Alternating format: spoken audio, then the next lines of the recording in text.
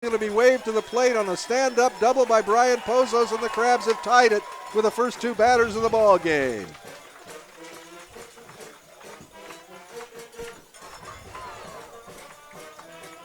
There's the walk. So the Crabs cash in the free pass with a booming double to left by Brian Pozos, and he's got to feel good about that. Brian, one of the Crabs players, certainly not the only one, who made a base running mistake in yesterday's ball game. Here's James Outman, left-handed hitter. 1 for 4 with 2 RBIs last night and a run scored. And he takes a call, strike one. And he comes in batting .391 with a robust .564 slugging. He also leads the club with a .487 on-base percentage. Pozos takes his lead at second. Labatt kicks and deals way outside. A ball and a strike now to Outman. Crabs with a runner at second, the go-ahead run at second. Nobody out here in the bottom of the first. Labatt looks to Wang for the sign. Outman came very close to hitting one out last night at the opposite field. He rattled that left field fence. Pitch just misses outside. 2-1, Matt Filar. And had it gone out, it would have tied the game. Yeah. Well, Matt Filar, the former Crabs president, now he's I think the vice president, or still a board member anyhow, was talking about your call last night. Adi off the wall. Adi off the wall. That's what I said. Yep.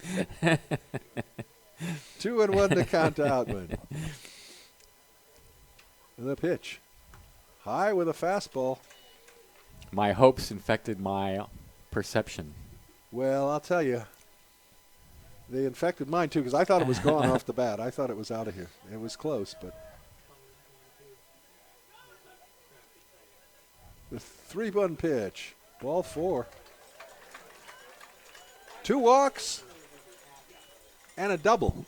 The Crabs now with runners at first and second, still nobody out, 1 run already in, and Jason Newman, the cleanup hitter, coming to the bat.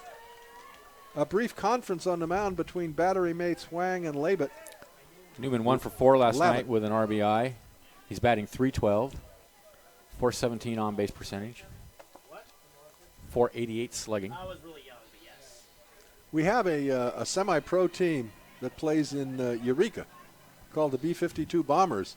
You'd have to say this year's Crabs could be referred to as the Bombers. They have set the all-time wood bat home run record already, and we still got 2 weeks left in the season.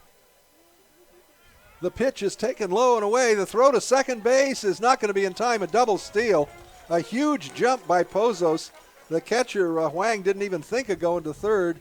Tried to get Outman, but he was late to second base as well. So now the Crabs with 2 runners in scoring position.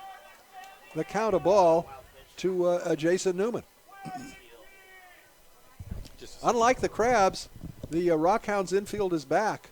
Not playing to cut off that run. There's a high pop-up on the infield. That's frustrating. Who's it going to be? Shortstop calls, and it is the shortstop, Davidson. Newman tossed the bat away, and that is really frustrating when you pop it up like that. Yep, an unproductive out to be sure. Fly ball would get the lead run in, but unable to move the runners. Here's Michael Perry. Leads the Crabs with 5 round trippers. 2 for 4 last night, batting .337, slugging over .600, .602. That leads the club. Right-hander versus right-hander. Labatt's pitch is taken for a called strike. Off-speed breaking ball. 0-1. Second on the club with 23 RBIs, and that's all in only 83 at-bats. At the set. The 0-1. In the dirt, a nice block by the catcher, Wang. No advance. The count even at a ball and a strike. Already got a reliever warming up in the Rockhounds bullpen. Labatt, a long look in. Now he's set at the belt. The 1-1. Perry takes high, 2 balls and a strike. On deck, the Crabs' designated hitter, Nick Warren.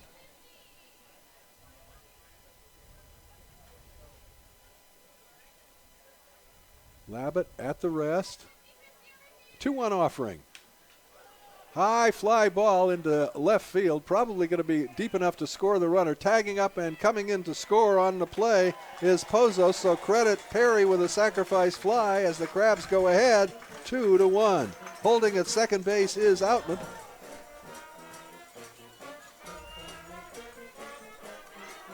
And with 2 down, it'll bring up Nick Warren.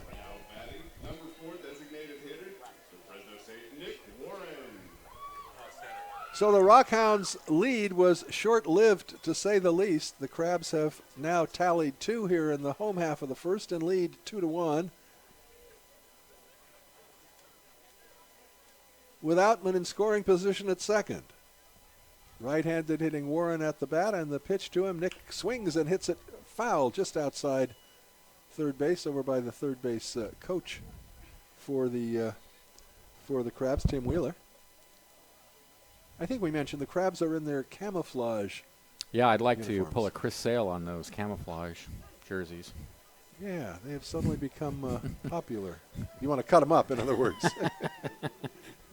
Benjamin's quite often a cut-up here in the booth. A look back at second. Labbitt's pitch. Breaking ball just stays high. 1 ball and 1 strike.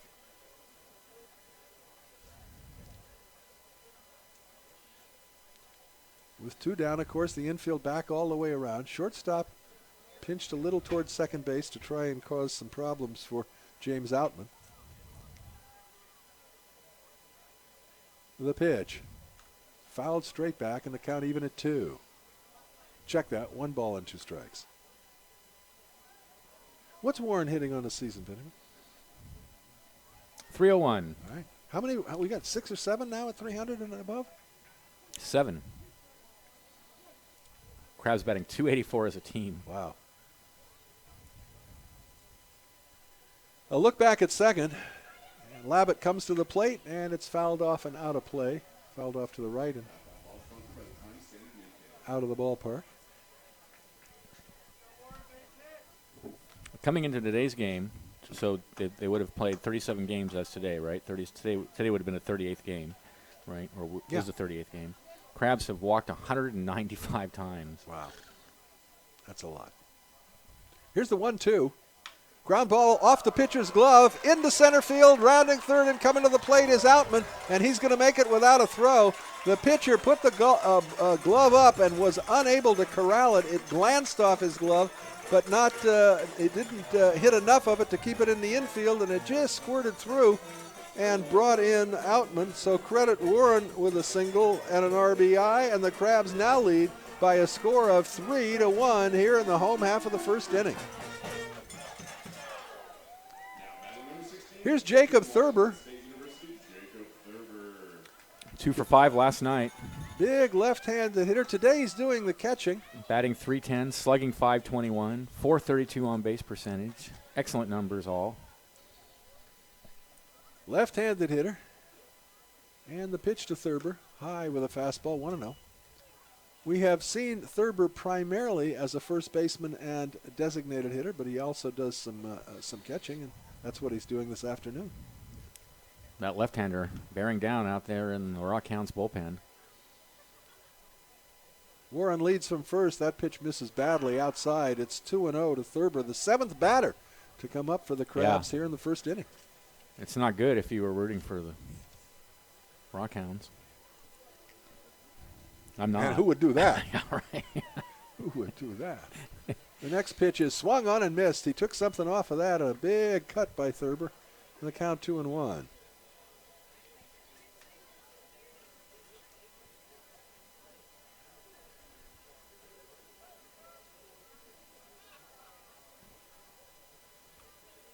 From the set, Labbitt comes to the plate, and Thurber hits a high pop-up in foul territory. Third baseman comes over, and it's out of play. Even had he caught it, it was out of play. Yeah, he ran out of room. There is an out-of-play area, which essentially extends from the back of the Crabs dugout. Well, maybe midway in the Crabs dugout, there's a chalked line that delineates where the out-of-play area is. 2 balls and 2 strikes to Thurber. Warren leads from first. Held on there by Fag. The 2-2 pitch. Just misses outside. Wang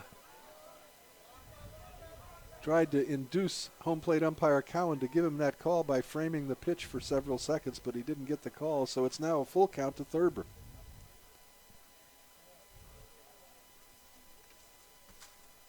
The pitch just misses low. Ball 4. That is the third free pass issued by Labatt, and that could be all for him as the manager's coming to the mound. As we noted, walks. He had coming in, he had 13 walks in 22 innings, so that's not good. We got a shout out to the students at South Bay and Pine Hill School. They were challenged to read 1,000 minutes this summer. All right, it doesn't look like he's going to make a change now. He's having a long conversation with Dustin Labatt. They're on the left field side. Good job and keep reading, kids. And now he's going to face Mason Cirillo. And on deck will be Mason Thielander. Cirillo playing in left field in tonight's ball game. Comes into the ball game hitting 274. Is that it? Mason Cirillo is batting 274. Left-handed hitter. And the pitch to him. Breaking ball stays up 1-0. I suspect if he doesn't get Cirillo, that will be the end for Labatt. Yeah, you'd think so. It would be his 4th walk of the inning. Yeah, plus the double and the Here's the 2-0. single. High again. He's not close with these pitches either. I mean, No, he's not. He's missing way high. Way And the other high thing and- is he's not just missing, he's missing high, too, so if he does get it over the plate, It's hittable. it's very hittable. 2-0 to Cirillo. The pitch. In the dirt that time. Overcompensation. 3-0. So he's one pitch away from loading him up for Mason Thielander.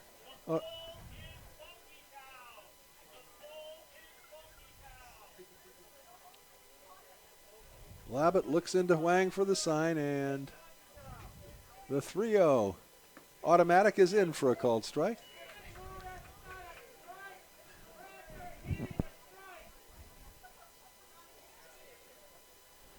Three and 1 to count to Cirillo. The pitch.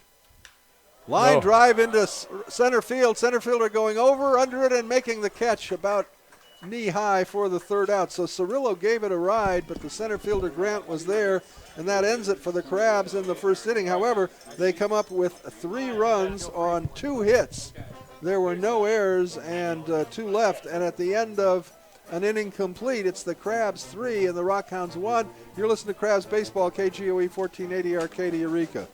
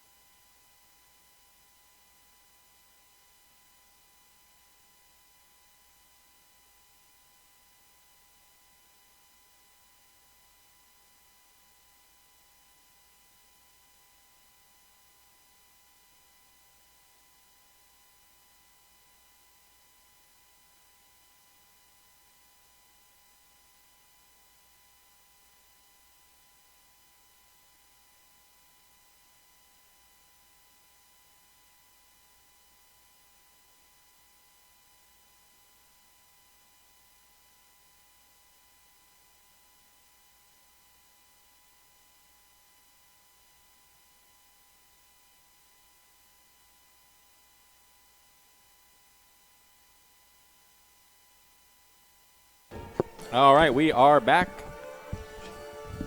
Top of the 2nd inning, Crabs up 3-1. Ambule, Baco, and Huang for the Rockhounds, and here's Hoke. Thank you, Benjamin. Thank you, Benjamin, for turning on my microphone. That's a good thing to do. I'm in control of your microphone. I Yeah. can shut it off anytime I want, understand too. that. Just remember that part. We all understand who's in control up here.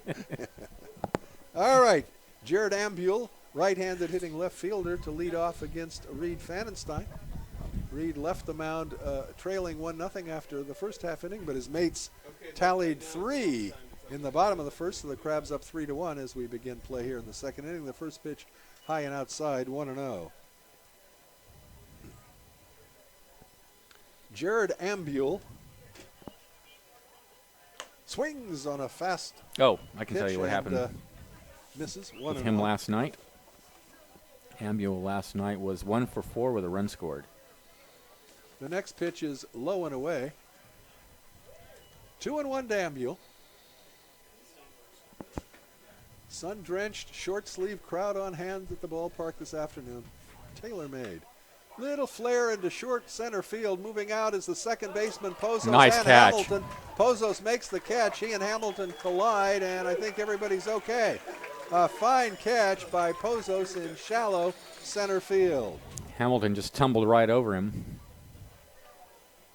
But everybody's good. Here is a Dawson Bacco, a designated hitter. He didn't play last night. He played in the opening. He was game in of Friday the night's series. game. Yeah.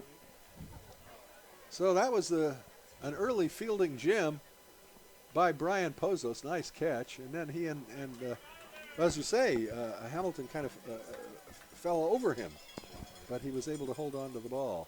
First pitch is a called strike to Bacco, the designated hitter, right-handed hitter. Vandenstein's next pitch, and he gets him 2 to sliders in a row, both chase, wicked. Yeah, chase a slider out of the zone. It's 0-2.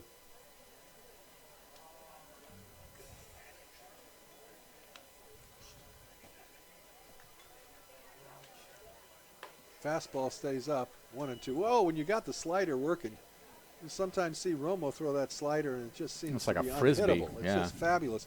But boy, when it's not working, that thing flattens out in the middle of the plate, and it's Just bye-bye, served baby. right up. Yeah. Next pitch, also a fastball that misses. So the count even 2-2 to Bacco. One down here in the top of the second for the That's just Rockhounds. one of the beautiful things about baseball is, if you throw a pitch right, it's unhittable. If you just miss a little bit, trouble. you're in big trouble. Big trouble. Same thing with a curve, any of them, right? There's no pitch that's just unhittable by its nature. Right. But somehow, to me, the slider flattens out Yeah. in a special way. The 2-2 pitch, fastball misses. So after a couple of slider strikes, 3 fastballs out of the zone, and the count goes full now to Bacco.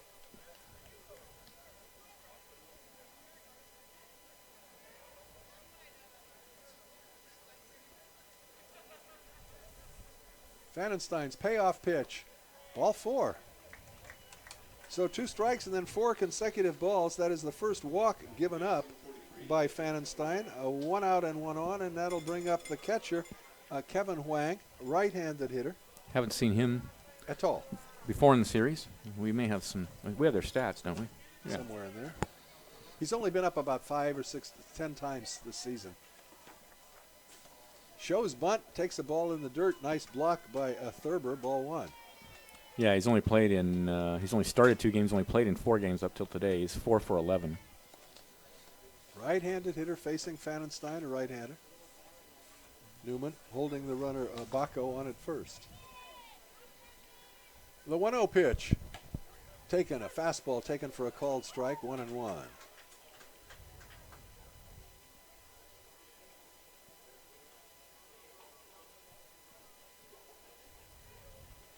Slight lead at first base by Bacco.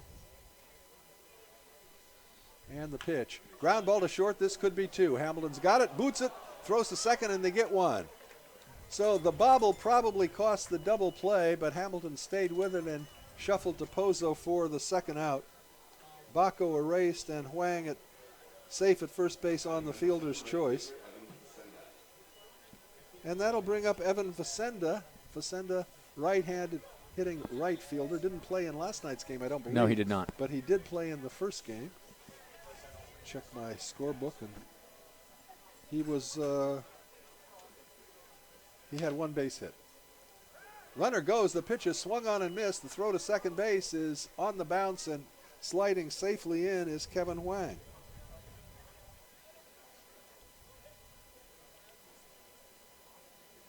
So Wang with a steal. Generally don't consider or think of a catcher as Got a huge jump. he did. He got a huge jump. They probably weren't thinking of him as a base stealer either. The pitch. Fastball just misses. And the count even at a ball and a strike.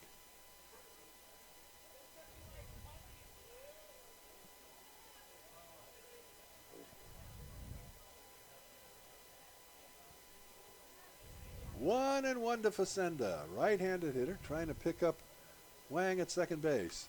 Fouls that one straight back. So Pfannenstein now ahead on the count. A ball and 2 strikes.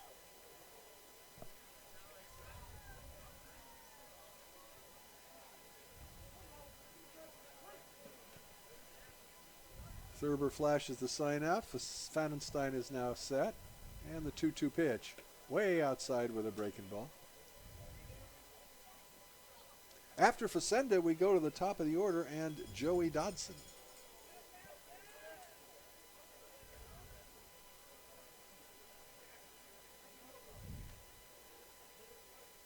Long look into the catcher. Now he's ready. 2-2. Swing and a miss. Got him. First strike out of the ball game. Comes at a good spot. And it shuts down the Rockhounds in the second inning. No runs, no hits. There were no errors and 1 left. And at the end of an inning and a half, it's the Crabs 3 and the Rockhounds 1. You listen to Crabs Baseball, KGOE 1480 Arcadia Eureka.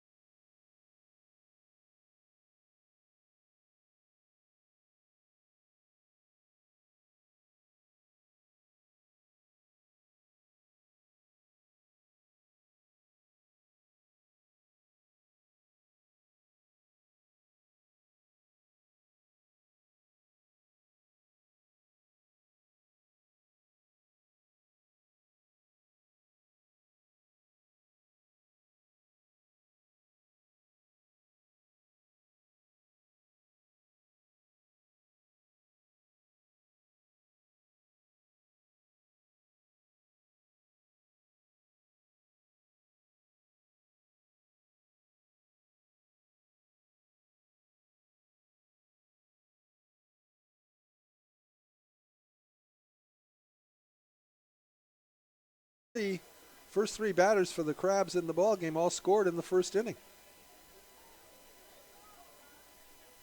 Pozos at first, Hamilton at third. Pozos goes, the no throw, fake throw down to second, doesn't draw a throw. Pozos gets credited with a stolen base.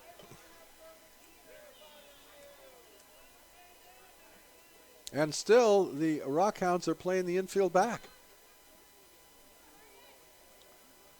Second and third, nobody out. The pitch to Outman is lined into left field. That's going to score a pair. Coming in to score is Hamilton. Pozos easily, and moving on to second base with a double is James Outman. And it's now a 6-0 ball game.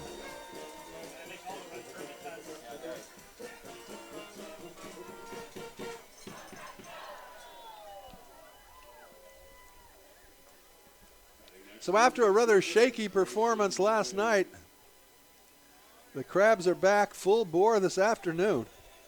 Still, their defense is very good. Well, they've been helped by the defense. That error was costly.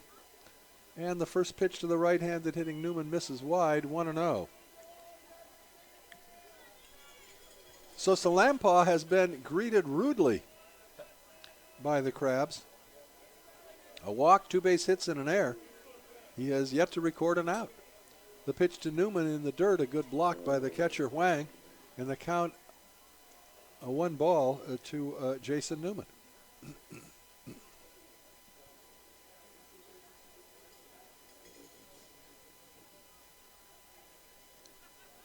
Salampaugh comes to the plate, and Newman hits it foul out of play.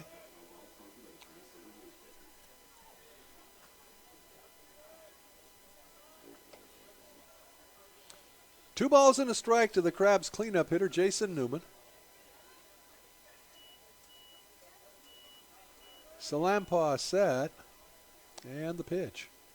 Breaking ball and a good one. No, a little high. Over the plate but high, so the count 2-1.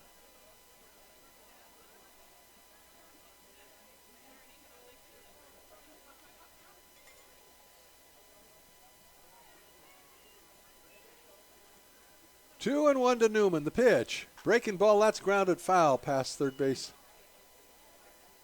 coach Tim Wheeler. And the count even at 2.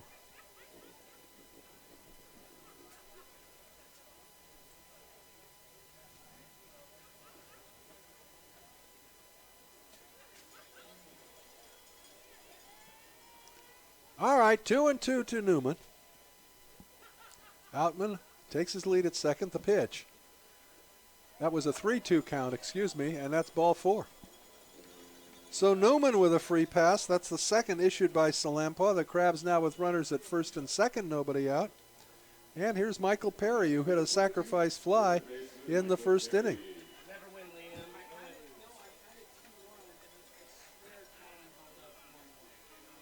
From the set, the pitch, and it's in there for a called strike 1 to Perry.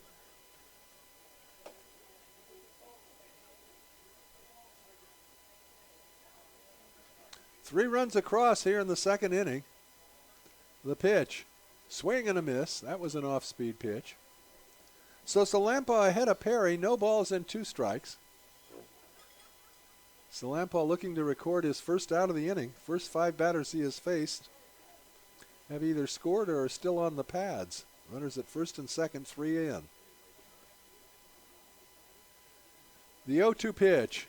Perry takes high. That was over, but just a tinge high, 1-2.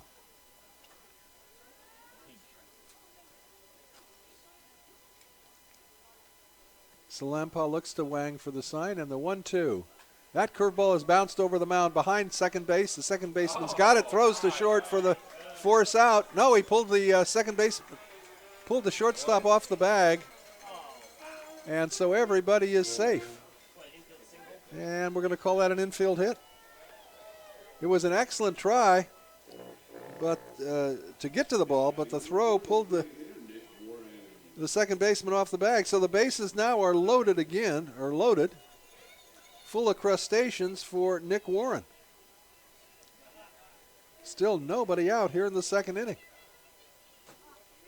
Warren, right-handed hitter. And the pitch to him. Breaking ball for a strike, 0-1.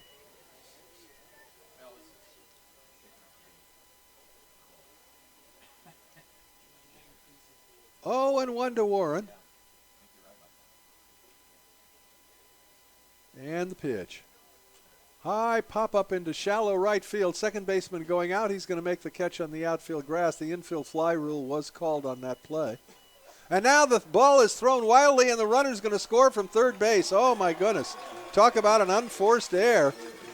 The second baseman, kind of a lazy throw, and it was inaccurate, and a heads-up bit of base running by James Outman at third base comes in to score on the air by the second baseman. Well, they made 3 errors last night. How many did they make on? They made several also on Friday night, errors, and really killing the Rockhounds. That was quite egregious there. Yeah, I mean, they talk about an unforced error in tennis. That was definitely an unforced error. I mean, he caught the pop-up. All he had to do was throw the ball back to the pitcher, but it was an errant throw.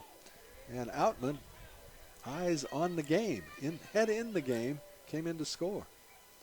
The next pitch to Thurber misses, and the count a ball and a strike to Jacob Thurber, who walked in his only at-bat of the ball game. Big left-handed hitter with power.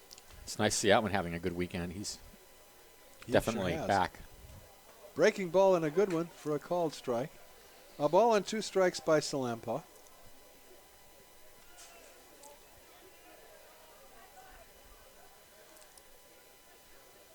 Newman leads from second, Perry from first. The 1-2 pitch to Thurber, breaking ball just a bit inside. Salampaugh thought he had that Sure one. did. That was close. I don't know where that missed. I have to think it was inside. It wasn't that high. 2-2 the count. The pitch. Thurber has a notion, lets it go by. And so we got a full count. No action in the Rockhounds bullpen. They're running out of arms. Here's the 3-2. Swing and a miss. Got him with a fastball. So a lot of slow stuff. Finally came in with a high hard one, and Thurber down on strikes. That's the second out of the inning. And it'll bring up Mason Cirillo. Crabs sent 8 batters to the plate in the first inning. Cirillo is the 9th hitter here in the second. Wow, they're already up 7-1. 3 in the first, 4 already here. 7-1 Crabs. Breaking ball stays high. 1-0 to Cirillo.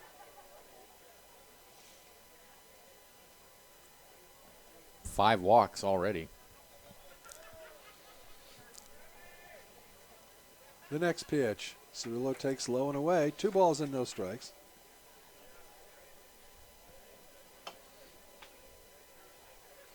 Three of the walks have been cashed in.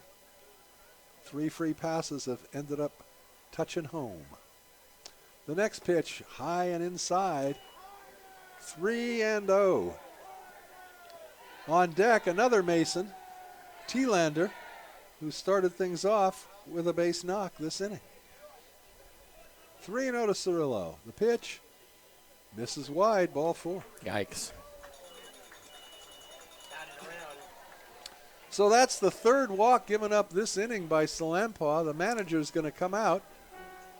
Isn't that his second visit, or isn't that his second visit this inning? I guess not. I don't think so. It couldn't be because there's nobody warming up. Oh, he's allowed to. Okay. At college, you're allowed to. Oh, Kevin informs me. all right.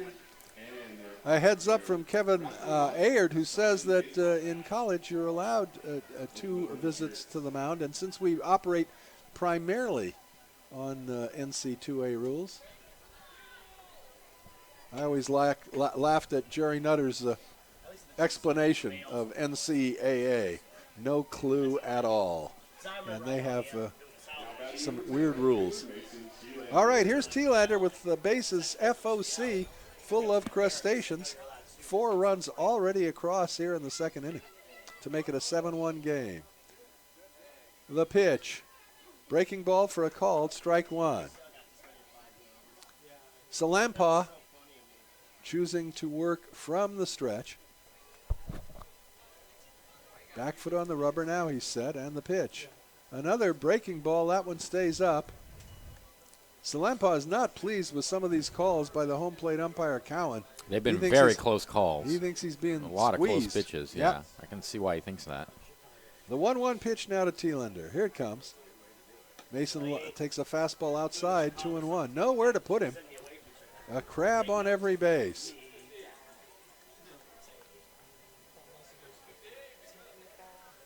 Salempa sad. The 2-1 offering. Curveball stays up, 3-1. So a hitter's count for Mason Thielander. He can tee off if he likes it. Here's the 3-1. He likes it, and he hits it in the air to left field.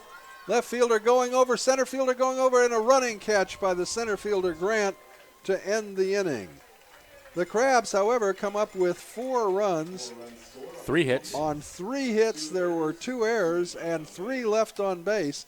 And at the end of 2 complete, it's the Crabs 7 and the Rockhounds 1. You're listening to Crabs Baseball, KGOE 1480, Arcadia, Eureka.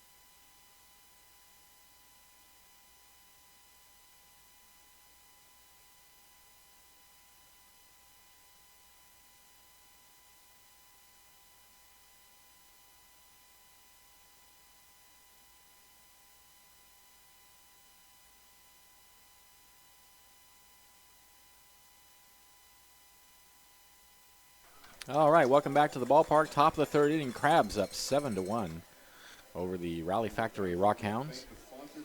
The rubber game of a 3-game series, Crabs winning 9-4 on Friday night and then losing 7-4 yesterday.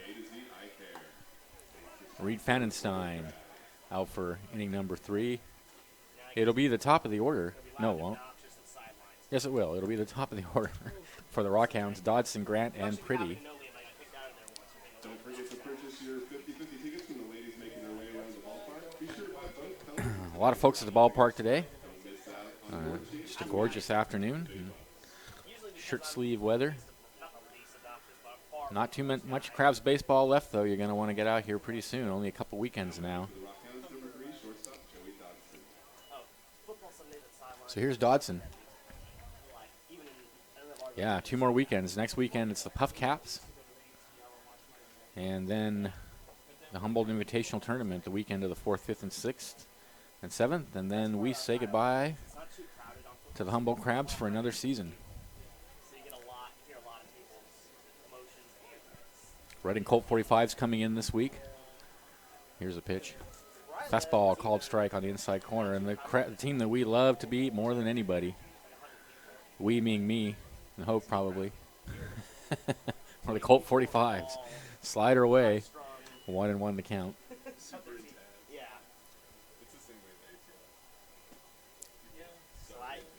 Here's the pitch. Fouled up against the backstop. A ball and 2 strikes to Dodson. He singled and scored a run in the 1st inning. That's the only run of the game for the Rockhounds.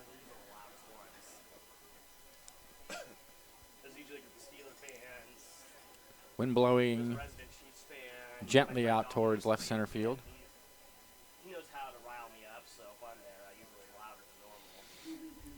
1-2 to count now to Dodson. Pfannenstein with a long look in. Now he sets and comes home, and there's a ground ball out to second base. Scooped up by Pozos. Throw to first. 1 away. Well, with a 6-run lead, all Pfannenstein has to do is throw strikes. Let the defense do its job.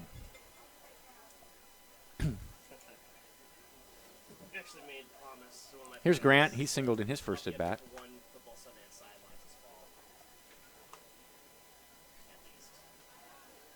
And Fanenstein's first pitch is a slight miss. Fastball misses very high. Big brothers and big sisters at the ballpark today.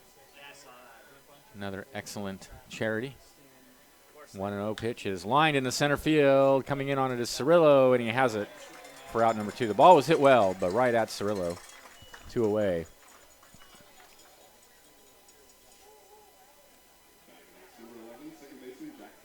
Here's Jack Pretty.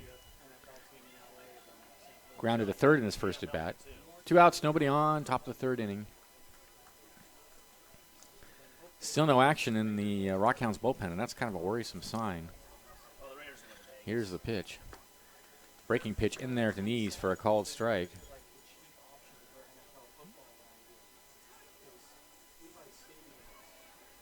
The 0-1 is tap foul up against the backstop. So no balls, 2 strikes now. The count to Pretty.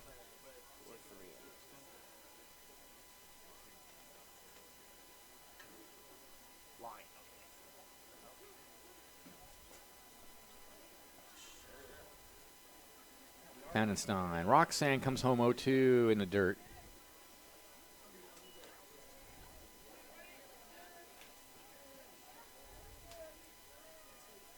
Haven't seen Krusty much this weekend. That was a problem last night. 1-2 is grounded out to second base. Should end the inning. And does. Rockhounds go 1-2-3 in the 3rd. Crabs lead 7-1. This is Crabs Baseball, 1480 KGOE.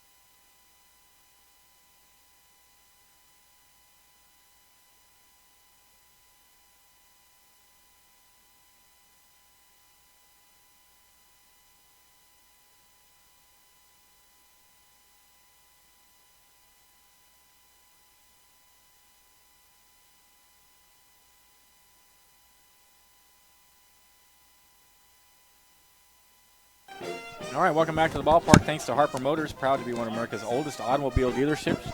Established in 1912, they're a true family business serving the North Coast for over 100 years.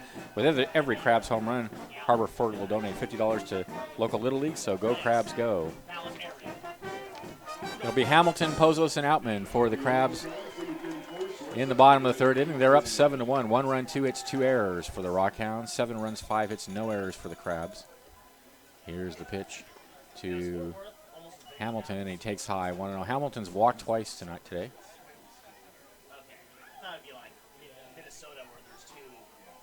And the next pitch is down low, 2-0. Kellen Salampa, second pitcher of the afternoon for the Rockhounds. Neither him nor Labatt have been very accurate with their pitches. That one's hit in the air to right field and deep. Going back as the right fielder, and it's going to be over his head. It's going to bounce up against the fence. On his way to second is Hamilton. He's going to hold there and go back to second. So a leadoff double for David Hamilton. And the Crabs trying to pour it on here, already up 7-1 in the 3rd. Here's Pozos. He has doubled and hit into a fielder's choice. He has an RBI and 2 runs scored.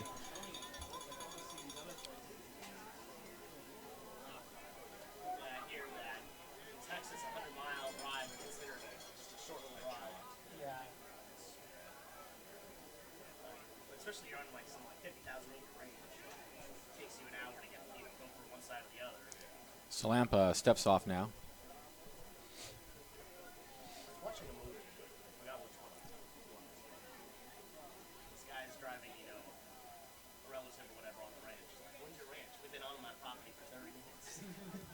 Here we go from the set, and now he throws back to second, and Hamilton just does get back.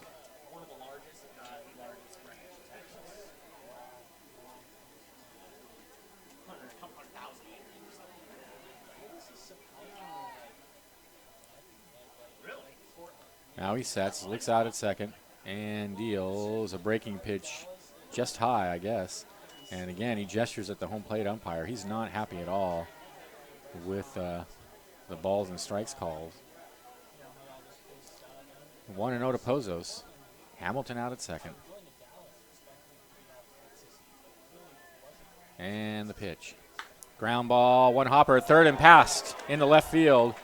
Here comes Hamilton around third. He will score on his way to second as Pozos. The throw into second is not in time. That ball was hit very hard right at Hank Pankratz, who just couldn't get his glove on it. I think that's a stand-up double for Hamilton. So back-to-back doubles here in the third give the Crabs an 8-1 lead.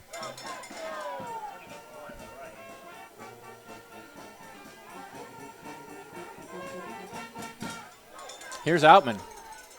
Walk and has doubled himself. That's the fourth double of the afternoon for the Crabs, and we're only in the third inning. Yeah, really pouring it on here against the Rockhounds. Pozos out at second. Here's the pitch to Outman, and check swing. It's a low. 1-0 the count. Now there is a reliever going out to the bullpen for the Rockhounds.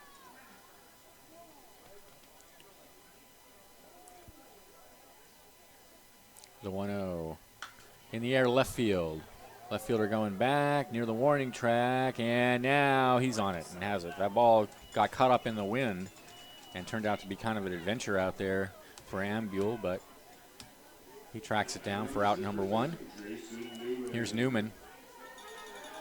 0 for 1, popped to short and then walked.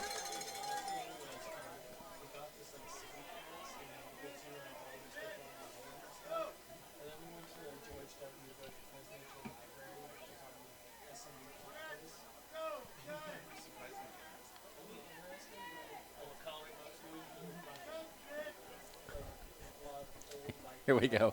Breaking pitches in there for a called strike. It's 0-1 to Newman.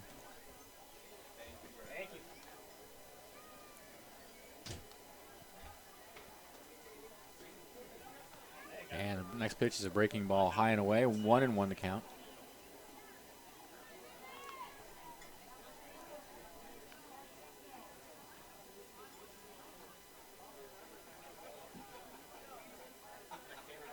Here's the 1-1 pitch in the dirt, and it goes all the way to the backstop. Pozos will advance to third.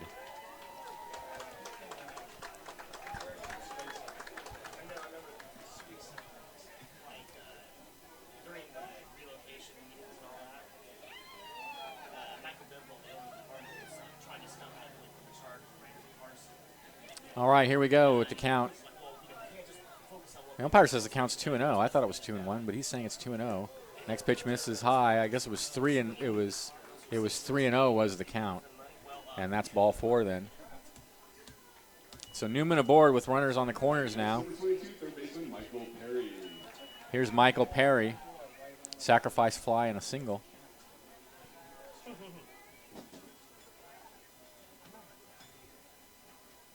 And the pitch. Lined in the left center field for a base hit. Here comes Pozos to score. Newman will hold up at second.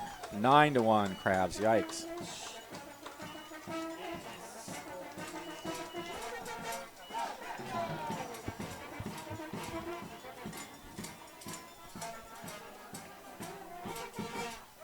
Here's Warren.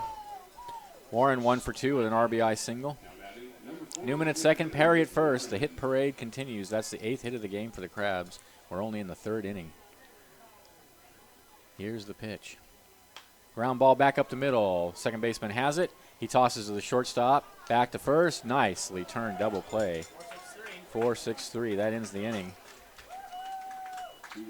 But the Crabs get 2 runs on 3 hits. There were no errors and a runner left. And at the end of 3, they're up 9-1. This is exciting Crabs baseball. 1480 KGOE.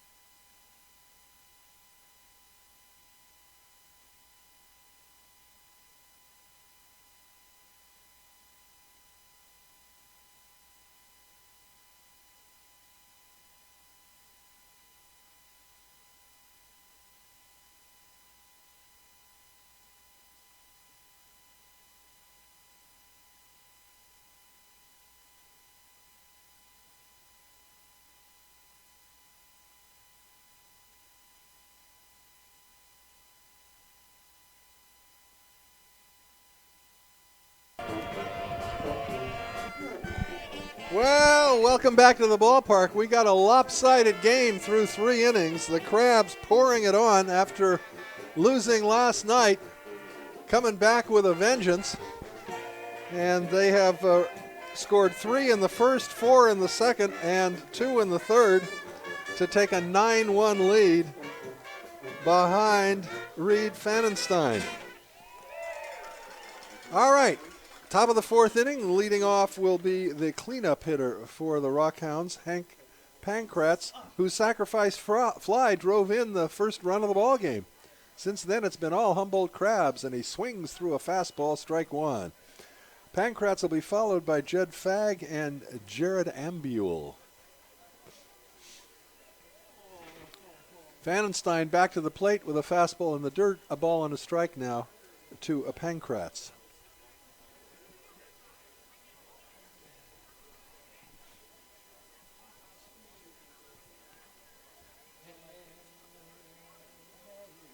Swing and a miss on an off-speed pitch, 1-2.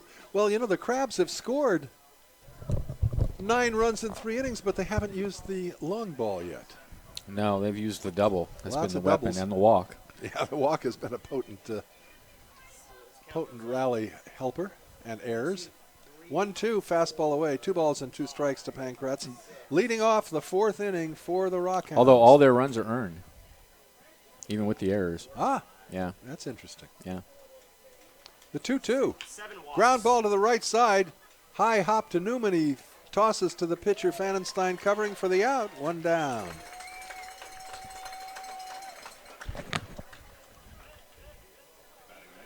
I like seeing that play carried out to perfection as it was there. The pitcher immediately off the mound over to cover the bag. First baseman with a nice toss to the...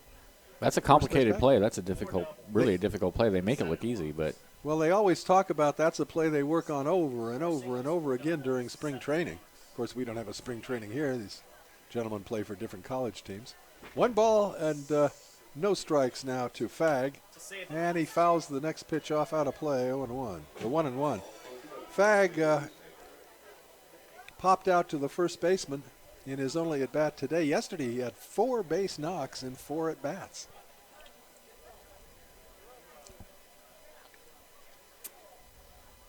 Fastball low and away, 2-1.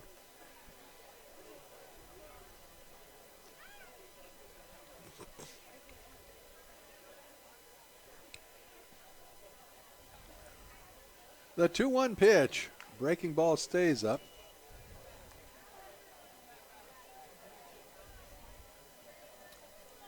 Three and 1 to Fagg. And the pitch. Fastball is high. Fagg draws a walk. That is the second free pass issued by Fanenstein this afternoon. It'll bring up Jared Ambule, who hit a little fly ball into short right field that Brian Pozos made a fine catch on, and then David Hamilton fell over him, but he held on to the ball. And that's been the, throw to first base, gets away from the first baseman, and down to second on the play is Fagg. So that'll be an error on the pitcher, Fanenstein. With an 8-run lead, I wouldn't pay too much attention to that runner on yeah, first it's a base. little surprising you to be didn't bother honest. to throw over there with Yeah. update to 9-1, I mean. All right, right-hander coming to the right-hander, Ambule, and the pitch. Fastball misses away. 1 on, 1 gone here in the Rockhounds' 4th inning. They got a huge mountain to climb. Down 9-1. Fanenstein a glance back at second. Now comes the plate and misses low and outside. Nice stop by Thurber. And a count 2-0.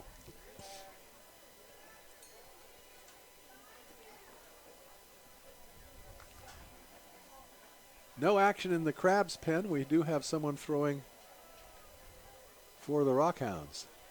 The next pitch is a little flare into right field. The right fielder comes in, dives, and does he get it? Yep. Nice catch.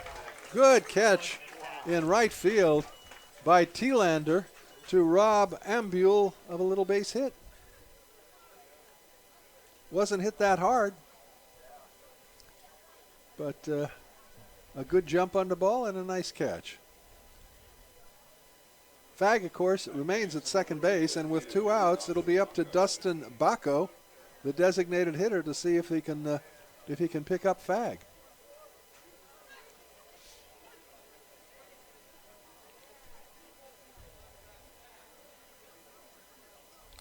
Fenstein comes to the plate, and the pitch is a called strike on a breaking ball.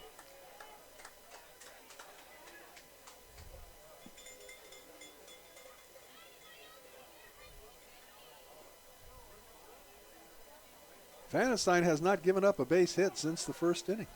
First 2 batters had singles.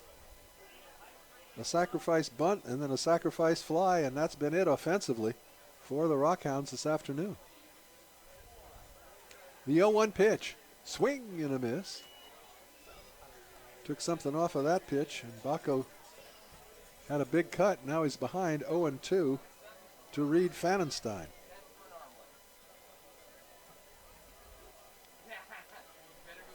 Fenstein, a long look into Thurber.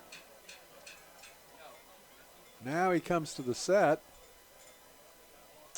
The 0-2. Got him swinging, got him to chase a pitch well outside. And that'll do it for the Rockhounds in the 4th inning. No runs, no hits, no errors, 1 left. At the end of 3 1/2, the score remains the Crabs 9, the Crabs 9 and the Rockhounds 1. You listen to Crabs Baseball, KGOE 1480 Arcadia Eureka.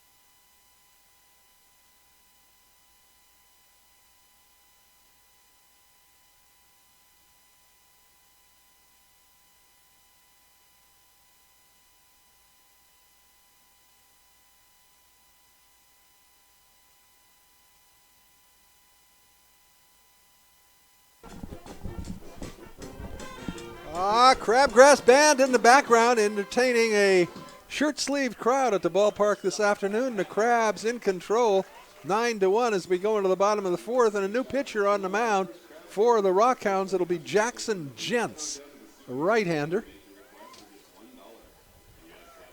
And let's see, what's Jackson Gents' number? 21, is that it? There he is. 6'3", 190-pounder. He pitches for San Francisco State. Batting for your Humboldt Crabs, number 16, catcher Jacob Thurber. Gents, a 450 earned run average, 1-1. This is his 8th appearance of the season, all in relief. And Gents will face Thurber, Cirillo, and Thielander in the Crabs' 4th inning.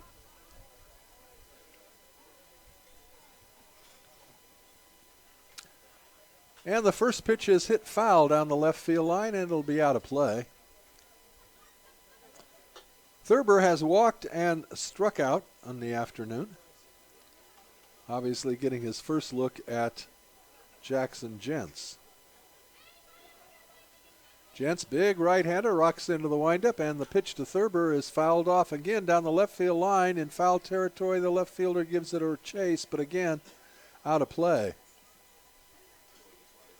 Into the left field play area.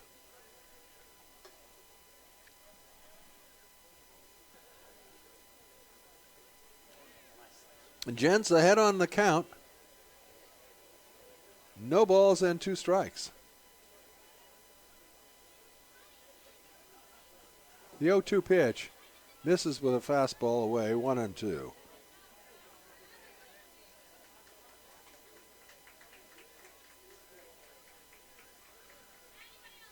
And the next pitch. This is outside, 2-2. The Crabs have had the leadoff batter aboard in each of the 3 innings. Last night, the only times they had the leadoff batter aboard was a 1 walk and an error. They couldn't get that first hit. There's a fly ball to center field and deep. The center fielder going back to the warning track, makes the catch at the track, right near the 368 sign. So Thurber gave it a ride, but the center fielder Grant was there to haul it in for the first out. That'll bring up Mason Cirillo. Mason 0 for 1. And he drew a walk in his last at bat. Cirillo flew out to his counterpart, Grant, in the first inning. And there's a fastball in the dirt, 1 ball and no strikes.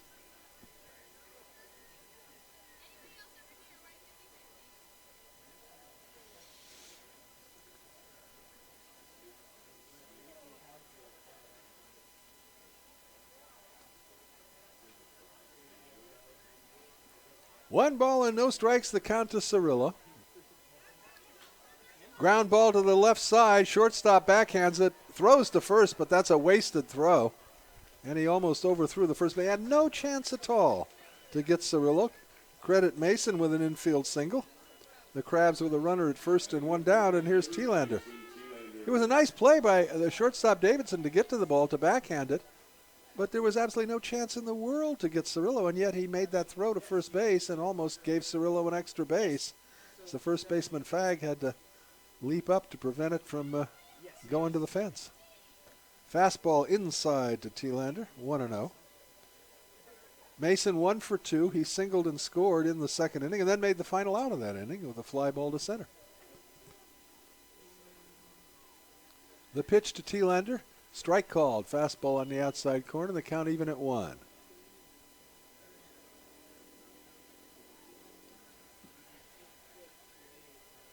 Cirillo, a modest lead at first base. The pitch misses low and away. 2 balls and a strike. After Thielander, we go to the top of the order and Dave Hamilton. If Thielander does not hit into a double play, Hamilton will have batted in each of the first 4 innings. Fastball just misses wide, 3-1.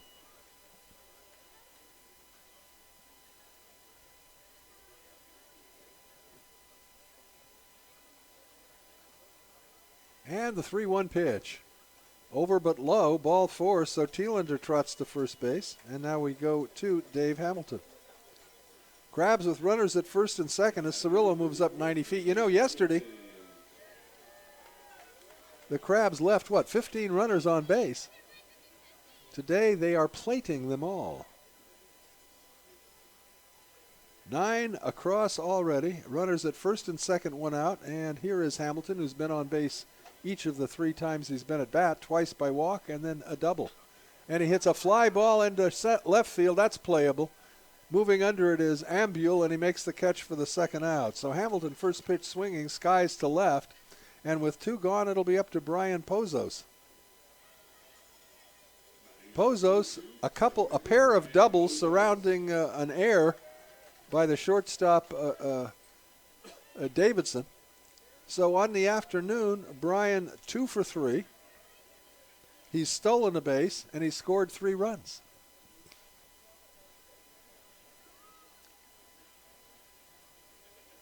Jentz comes to the plate, and Pozos fouls it back. Strike 1.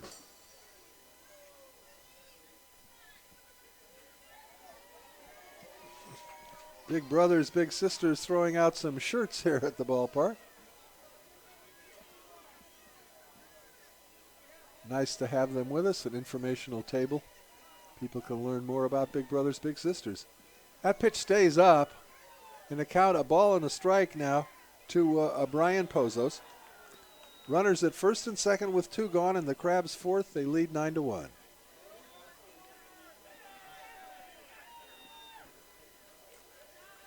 Jentz at the set and the pitch. Strike called, outside corner at the knees. A ball and 2 strikes now to Brian Pozos.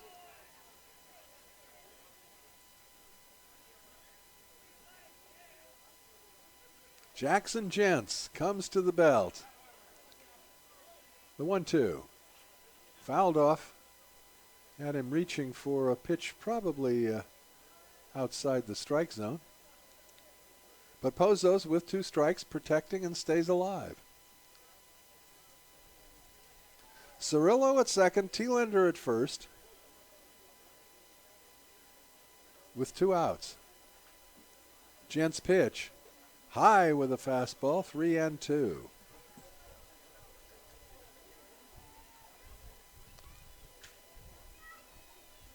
With a 9-1 lead, I'm kind of doubting that the Crabs runners will be taking off on this full count pitch to Pozos. We'll see. They're not going, and the pitch is swung on and missed. Pozos down on strikes, and that'll do it for the Crabs in the 4th inning. No runs, there was a hit, no errors, and 2 left, and at the end of 4 complete, it's the Crabs 9 and the Rockhounds 1. You listen to Crabs Baseball, KJOE 1480, Arcadia, Eureka.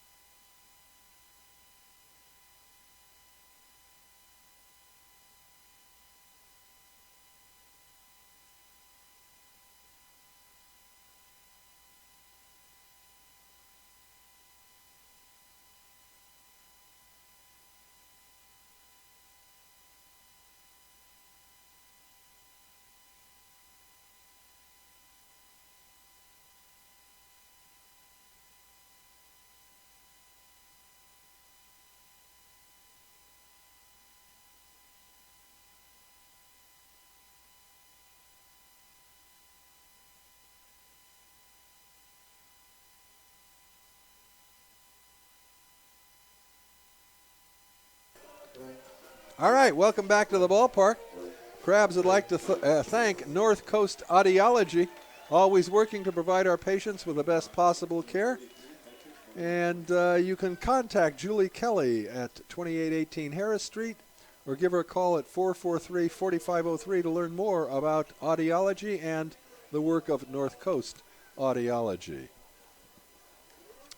Top of the 5th inning, it'll be Kevin Huang to lead it off against Fanenstein, and the first pitch is a fastball high, 1-0. Quick worker. Fanenstein back to the plate, and the ball is grounded out to Pozos at second base. Bryan's got it. Throw over to Newman, 1 down.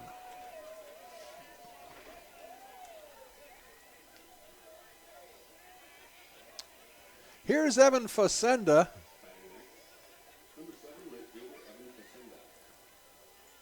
Facenda, a strikeout victim in his only at-bat. He bunts it foul.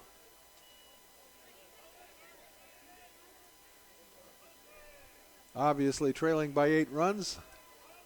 Rockhounds would like nothing more than to get some base runners, so any way you can get on is a good way. And Facenda tried to bunt but couldn't get it into fair territory. Fanenstein looks into Thurber for the sign and comes to the plate, swings and fouls it back, does Facenda, and the count now 0-2 strikes. If you joined us late, the Rockhounds broke on top in the top of the 1st inning with a run on a sacrifice fly. Since then, it's been all Humboldt Crabs. Here's the 0-2 pitch. Breaking ball well high and outside off the glove of the catcher Thurber. 1-2 the count. The Crabs came back in the 1st inning with 3 runs. Then they tallied 4 more in the 2nd and plated 2 in the 3rd, and that's where we stand here in the top of the 5th. Crabs 9, Rockhounds 1. The 1-2 pitch is fouled off to the right, so we'll do it again. A ball and 2 strikes.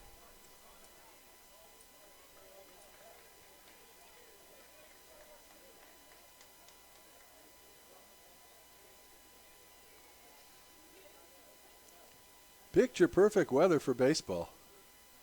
And we've had good weather for this entire weekend series. The next pitch is again fouled onto the screen.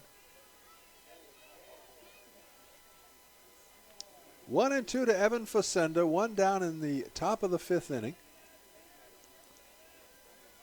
Crabs with a big cushion in this series decider. The 1-2. Ground ball, hot shot to Pozos at second. Nice play by Brian. Picks it up and throws him out at first base. So both assists this inning to Brian Pozos. That was a little tougher than the first as a hard one-hopper that he was able to get the glove on, wheel around and throw him out. 2 down, and we go to Joey Dodson, the leadoff hitter for the Rockhounds.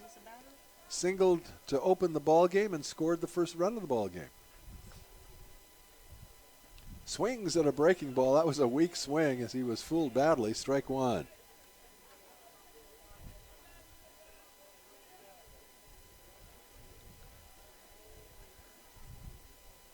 The 0-1 pitch. That one is a bit low. 1-1 the count. Bases empty, 2 gone here in the top of the fifth. Crabs up 9-1.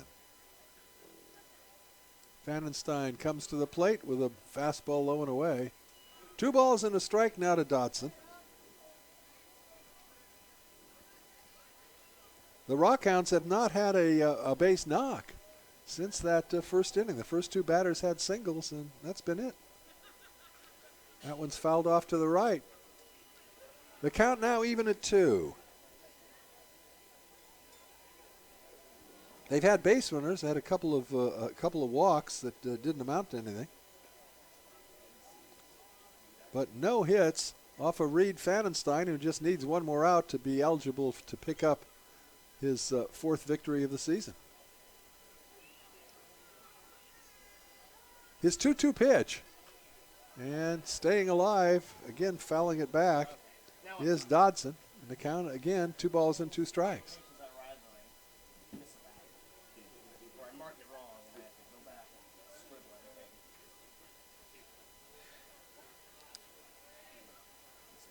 The 2-2 offering. Ground ball right back to Pfannenstein, puts the glove up, catches it, throws to first base, and that'll take care of the Rockhounds in the 5th inning. No runs, hits, or errors, and at the end of 4.5, we're halfway through, and the Crabs lead by a 9-1 score. You're listening to Crabs Baseball, KGOE 1480, Arcadia, Eureka.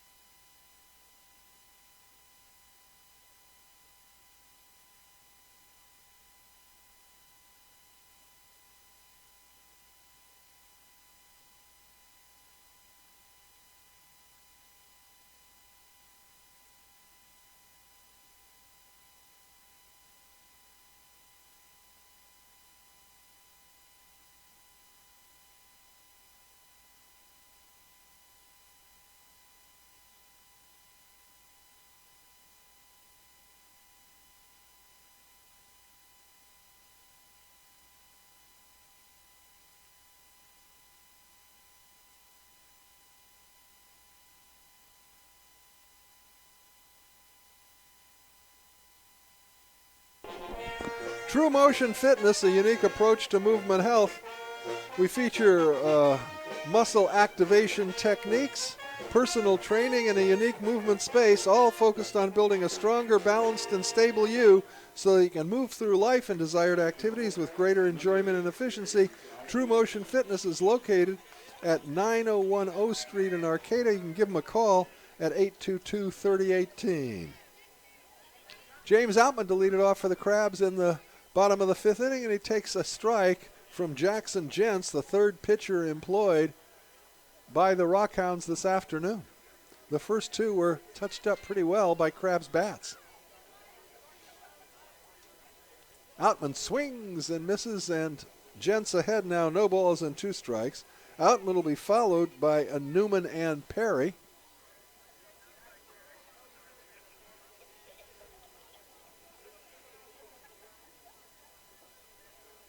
And the pitch. Outman tries to check his swing and does.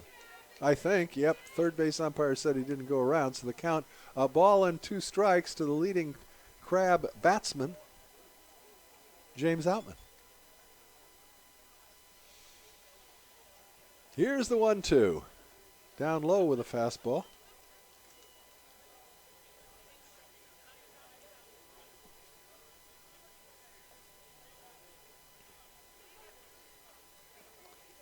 The next offering. And Outman fouls it back onto the screen, so we'll do it again. 2 balls and 2 strikes. Nice crowd on hand today. I guess we got 743 people. That's my guess. We'll see. 2-2 to Outman.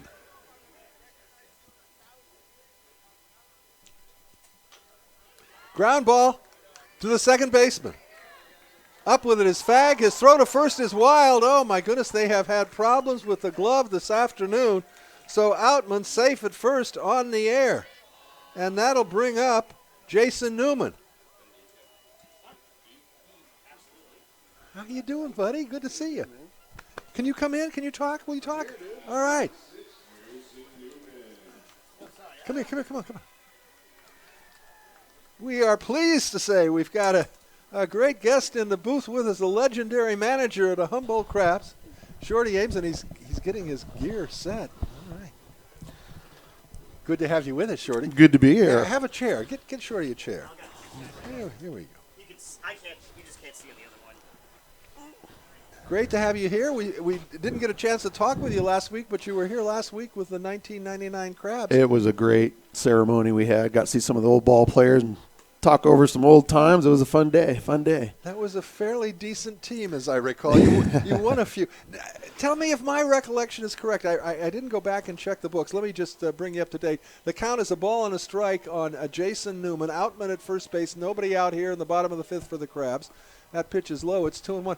My recollection was you lost the first game of the season. We did. And then ran off 33 in a row? 35 in a row. 35 in a row. Yeah, it was I guess that first loss made us mad or something. I guess so. I saw you huddling with the team afterwards. I said, boy, Shorty gave him something big. I don't know. And I think the team that beat you was the Crabs minor league team. The team that broke our streak was the Humboldt All-Stars. All right. People often ask me,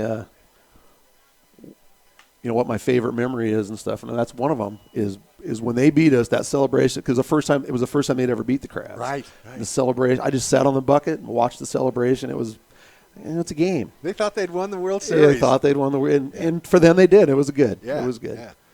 So are you watching any baseball these days? I know in Oh, the yeah. past you were more of a football fan when it came to Well, I'm a watching. college football fan, but baseball has been such a big part of my life. I either played or coached for 41 straight summers, and it doesn't leave your blood. So, Yeah, absolutely. 14 wonderful summers here on this field, and valuable time of my life, and good stuff. Good stuff. Absolutely. And of course, Shorty's number 29 out there in the left field wall, along with 23. 23. Lou Bonneman, he's 29. Gee, First of all, I can that. never fill Lou's shoes. I certainly don't want to step on them. So. All right.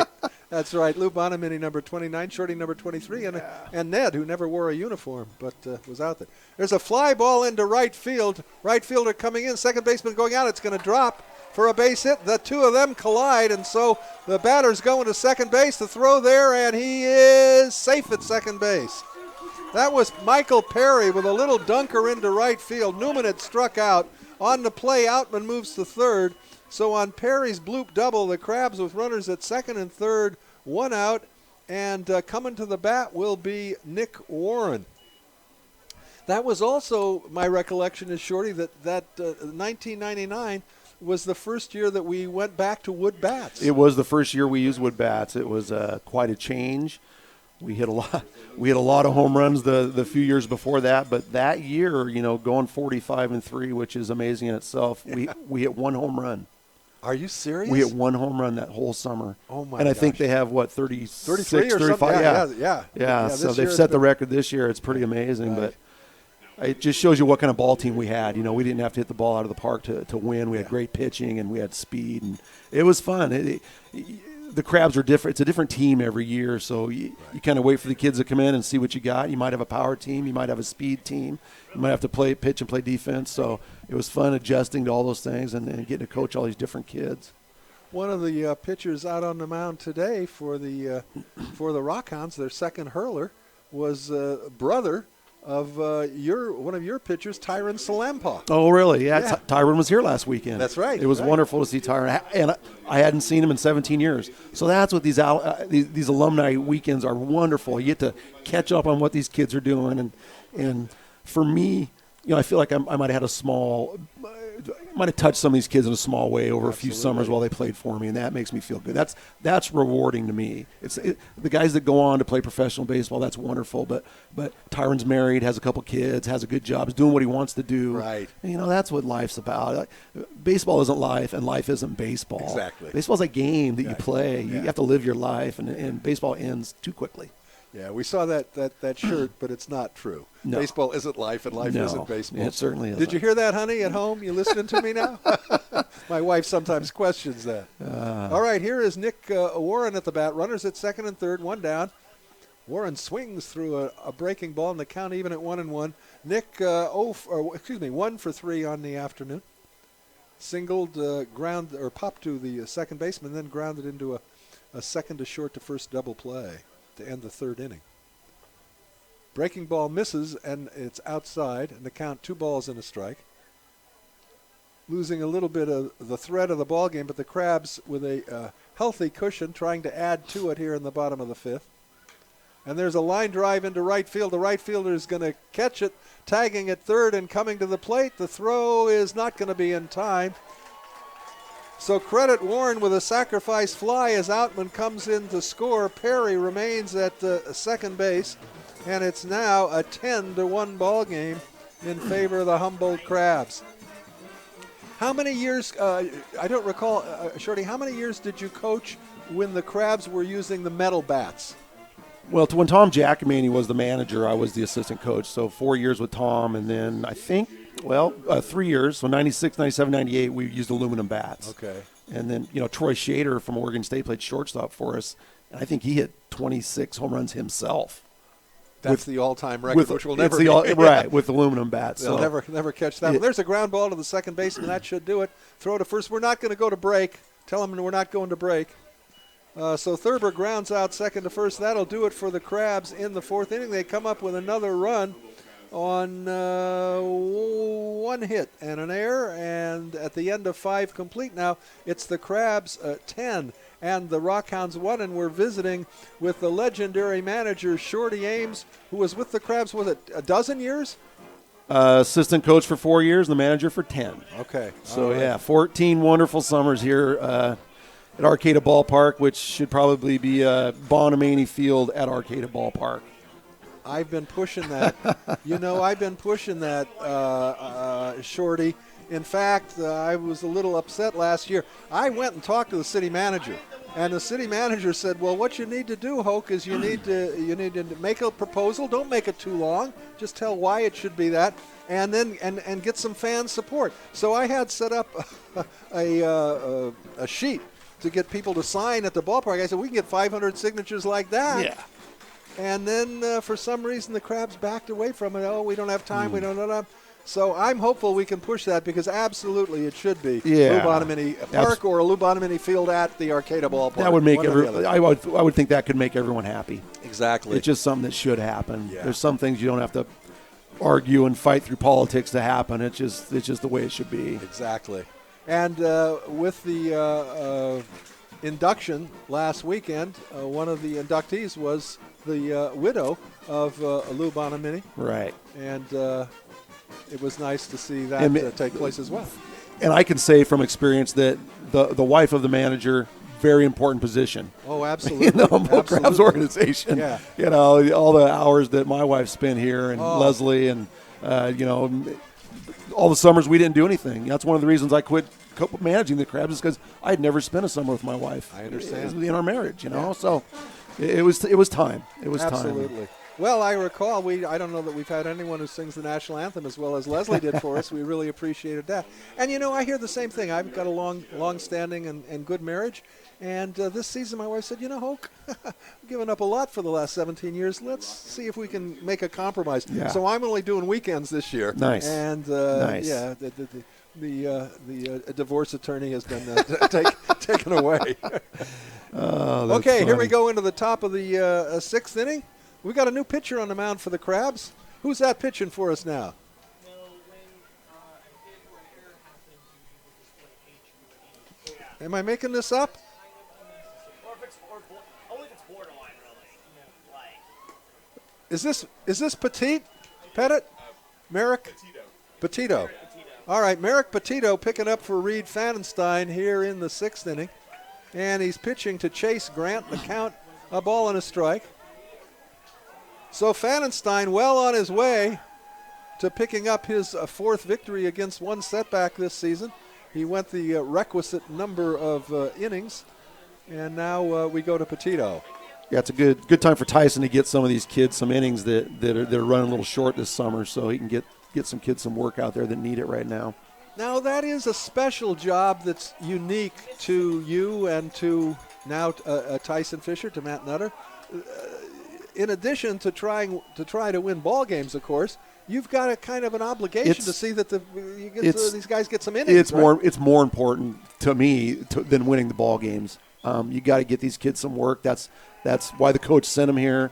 You want kids from their university next year to come. So you want to keep all these kids happy. And when you look at the stat sheet at the end of the year, sure, your five, six starters are going to have a few more innings than the other kids, but you got to get everyone some work. So it's important to keep the kids happy. Now, did you work closely with? I know obviously Robin Guyver did some scouting and so forth, but did you personally work with the college coaches? And there were some that kind of were feeder schools for the Crabs, or how did that work? When I started, Ned had set up a bunch of good stuff, with Fresno State and Cal State Northridge and a bunch of different schools, and then Guyver came on, and we had our Washington State connection there, and Robin worked real hard.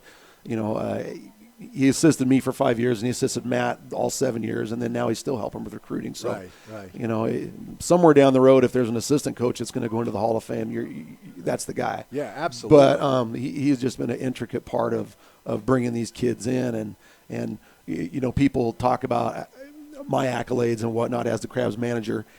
It's easy to coach a good team. I'm just telling you. You stick the kids out there and you let them have fun.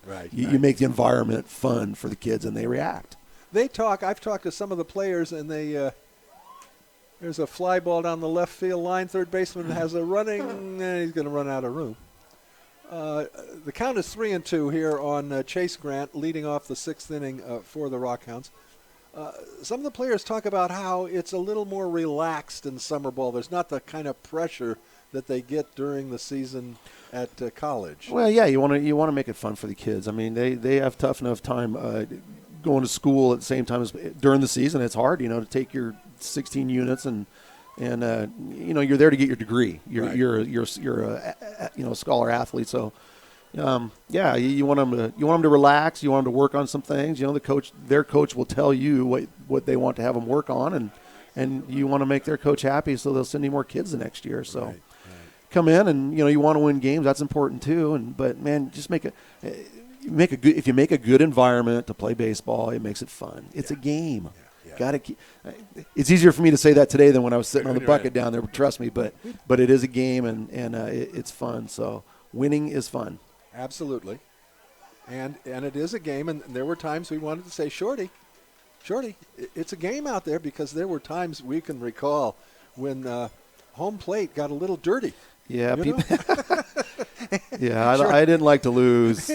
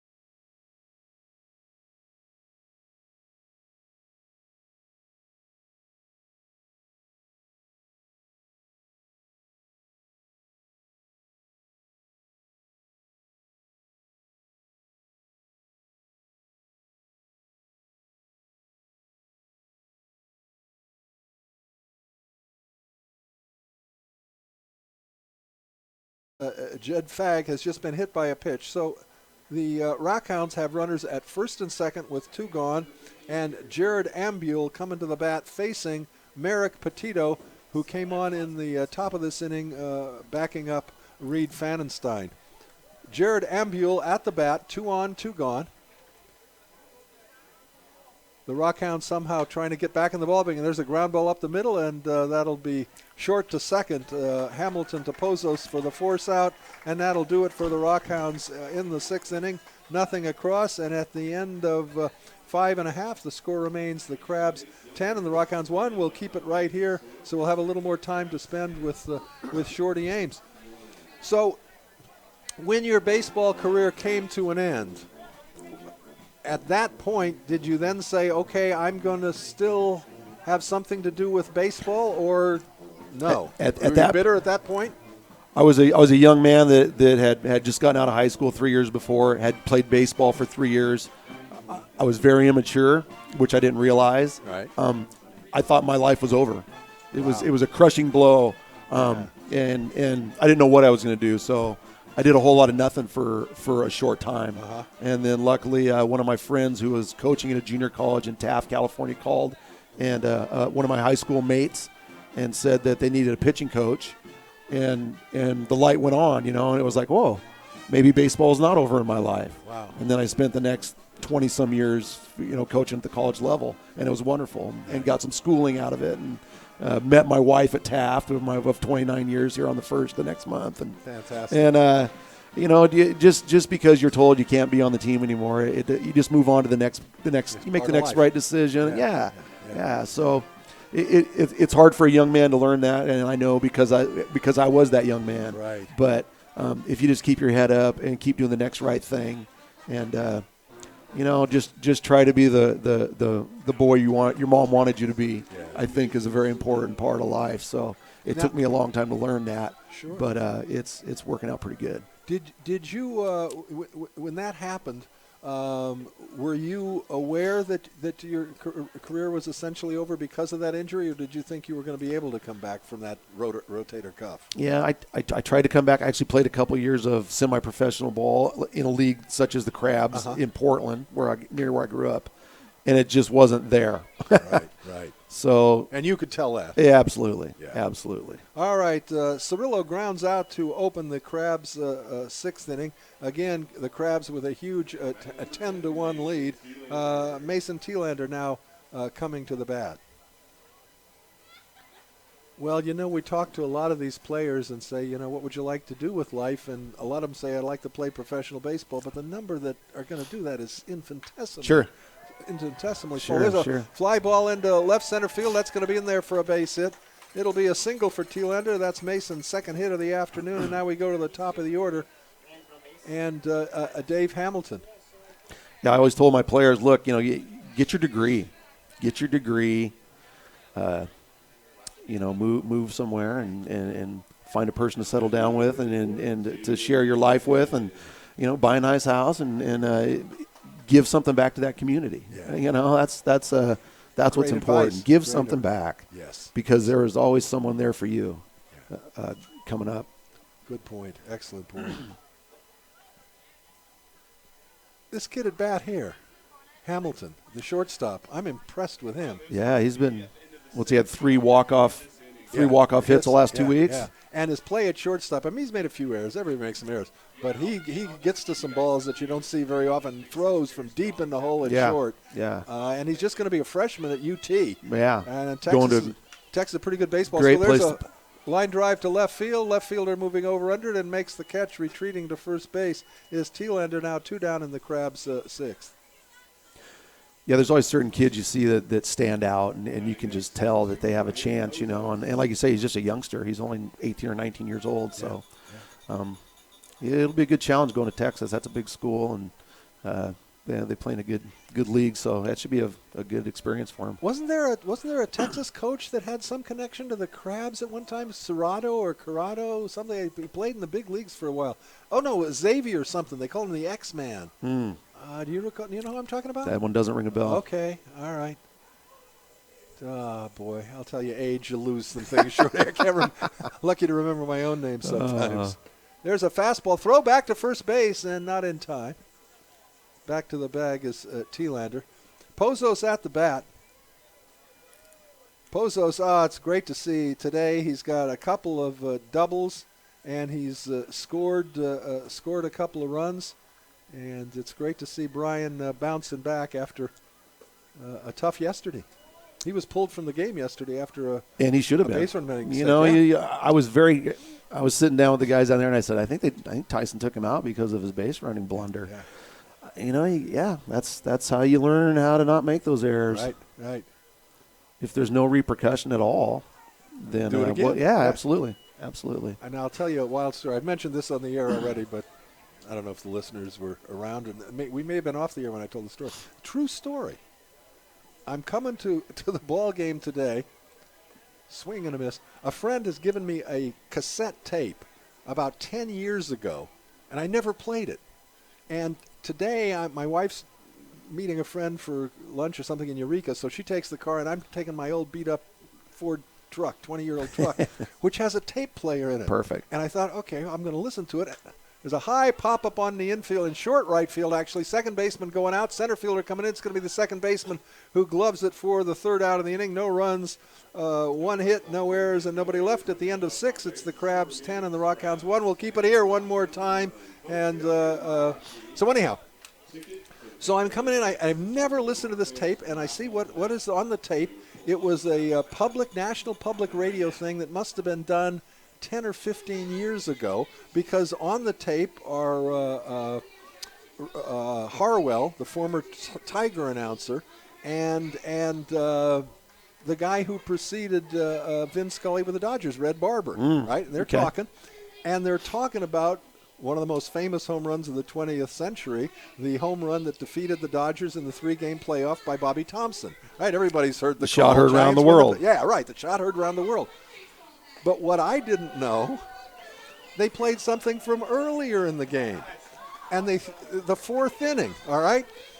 DeRocher, who is managing the Dodgers, also coaches at third base, all right? Whitey Lockman leads off with a single, and up comes Bobby Thompson. And he smacks one into left field, and DeRocher puts up the signs to hold Lockman at second base. But Thompson's not paying any attention, and head down runs right into Lockman, bop, and he's tagged out, and it kills the rally. And the announcers are saying he could be the GOAT of this game. The GOAT of this game. And five innings later, he becomes set himself up for the hero. Yeah, the most famous home run of all time. It is a funny game. But I thought it was amazing that I heard that today after all the base running boners yesterday. Yeah. All right, here we go. Top of the 7th inning. Ground ball on the first pitch to the left side. Third baseman cuts in front of the shortstop. Nice play by Perry to record the first out against Dawson Bacco. One down for the Rockhounds. Things started off well for the Rockhounds. The first two batters got base hits, a sacrifice, and then a sacrifice fly, and that was it. That was the highlights of the Rockhounds. Since then, it's been all Humboldt Crabs. 10-1 now in the top of the 7th inning, and that's Kevin Wang at the bat. Right-hander versus right-hander, and the fastball back to the screen. What do you think the most difficult part of summer management was?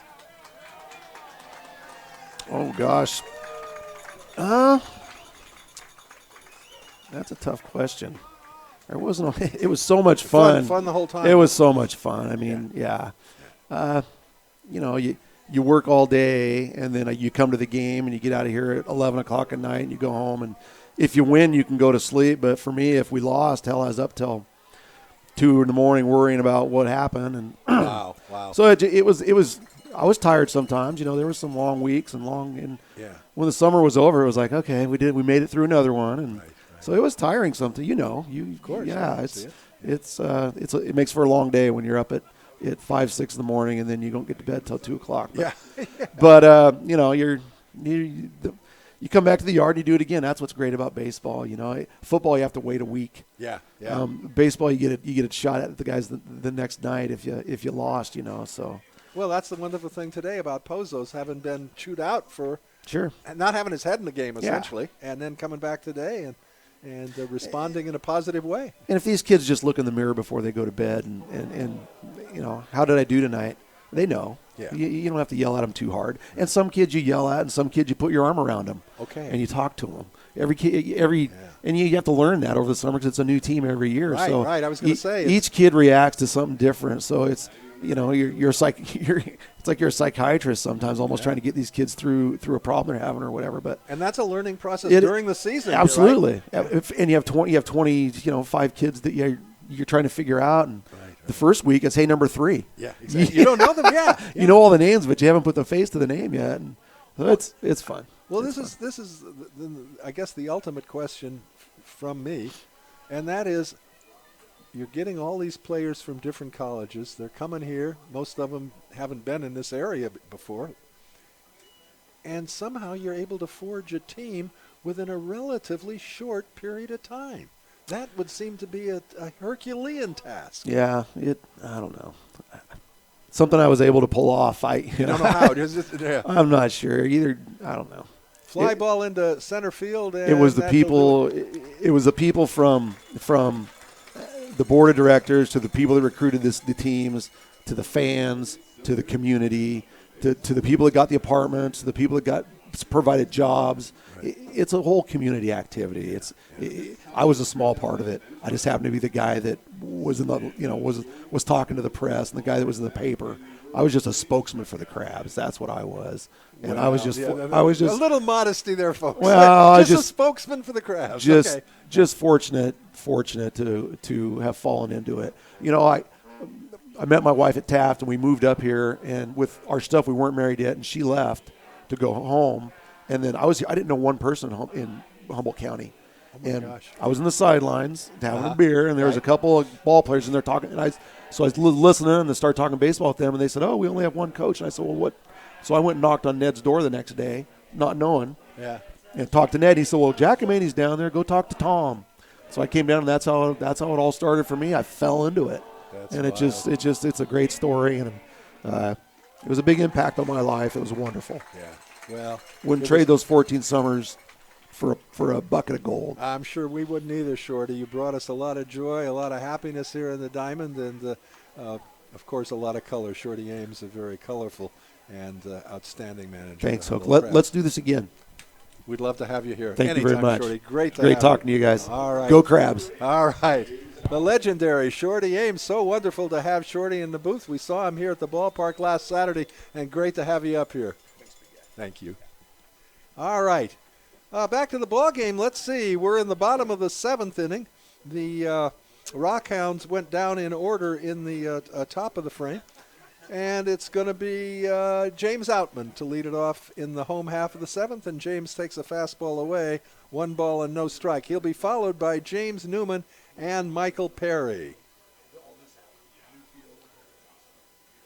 10-1 Crabs. There's a line drive into right center field. That's going to be in there for a base hit and maybe more. Rounding first and heading to second is Outman, the right fielder up with the ball, and James a standing double.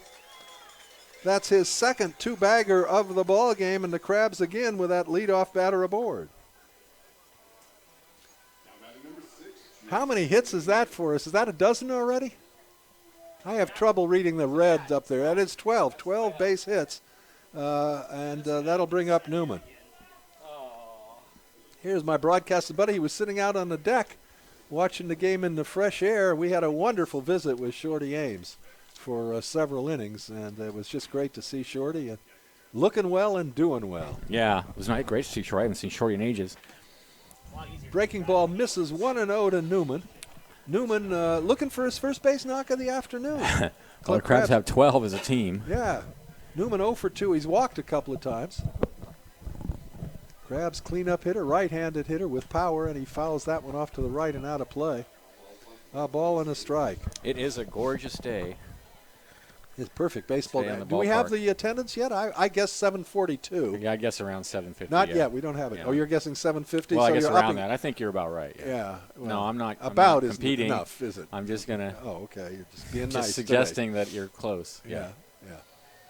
Breaking ball, swing and a miss. Big cut by Newman.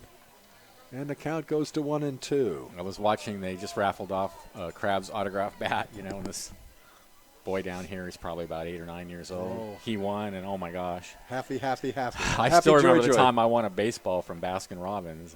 Yeah. 1-2 pitch is grounded down to the first baseman. It backhands it, tries to. It comes off his glove, and everybody's going to be safe. E3. That's an error on the first baseman. So Newman aboard on Fag's error. And that's On the play, Outman moves to third. The Crabs with runners at the corners, nobody out, and Perry coming to the bat. Rockhounds' 4th error of the game. Oh, boy. Perry, 3 hits and a sacrifice fly. So a perfect afternoon for Michael Perry, whose average just keeps climbing. This is Reynolds. Oh, actually. Reynolds is pinch hitting. I'm He sorry. came in to run, actually. He came in as a pinch runner back last time Okay. that Warren got on base, or Perry got on base.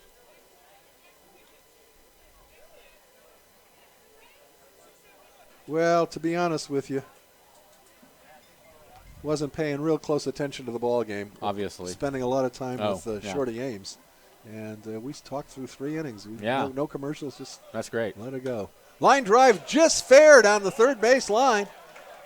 That'll score 1. Rounding second and heading to third is Newman. He's going to come in to score. No, I Maybe don't not. know. No. That's another one That's into gonna the be bullpen. That's going to be a ground rule double, I do believe. Yeah, that one got down into the bullpen, just like the ball the other night that I think it was Hamilton hit.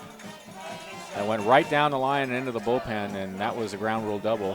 What are they going to say? Now they're conferring. They're going to, yep. So I don't think they're going to get both runs out of it. I think you're right. They're gonna get one, I think. Newman is going to be halted at third base. Outman comes in to score, so credit Reynolds with a run batted in. But I think they're going to bring Newman back to third base because the ball went into the bullpen area. Now the 3 men in blue are conferring on the diamond, and we'll have to wait to make sure what the call is going to be on this one.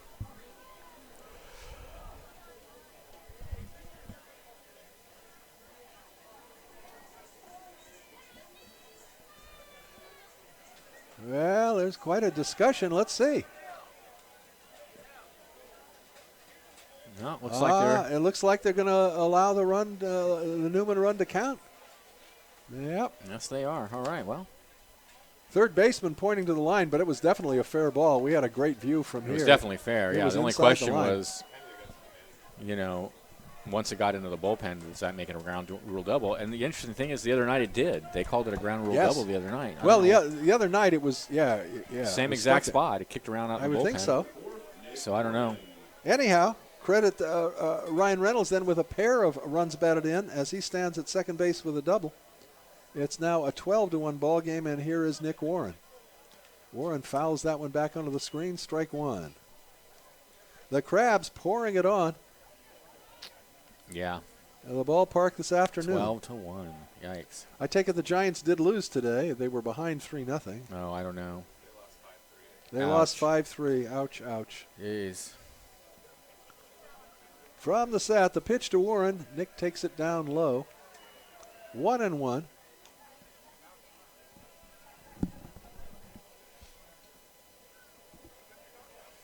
Yeah, it was 5-2.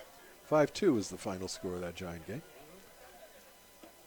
Breaking ball, a big cut. Warren comes up empty. The count, a ball and 2 strikes.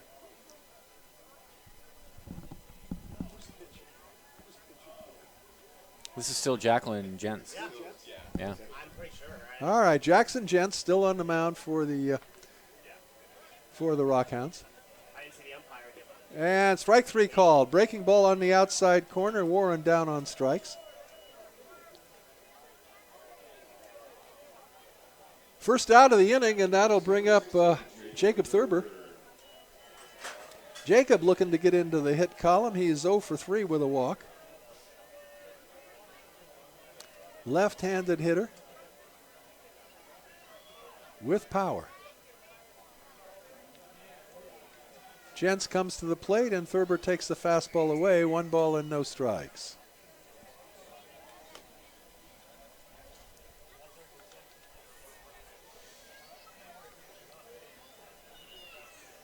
Gents, a look back at second. He comes to the plate. Thurber hits a slow grounder down to the pitcher, who will go to the bag himself. Runs over and tags first base.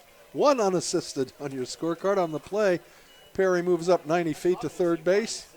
Don't see that too often, do you? No, you don't see a one unassisted very often. There was yesterday in the Giants game, there was a play that I'm blanking now. The outfielder, not Blanco. Pagan? Pagan. Foul back. Pagan caught a ball on the run, and the runner at first base had taken off of the pitch, thought it was going to fall in, and Pagan threw out to double him off at first base. But they said Pagan could have easily run to the bag and had an unassisted double play. Oh, that'd be a trip, yeah. Wouldn't have been close because the runner was halfway to third base. One strike here on Cirilla. Mason, a single in 3 trips. Ground ball to the second baseman. He's up with it. Throws to first. In the dirt, dug out nicely by Fag, and that'll do it for the Crabs in the 7th inning. So they come up with a pair of runs, and at the end of 7 complete now, it's the Crabs 12 and the Rockhounds 1. Listen to the Crabs baseball, KGOE 1480, Arcadia, Eureka.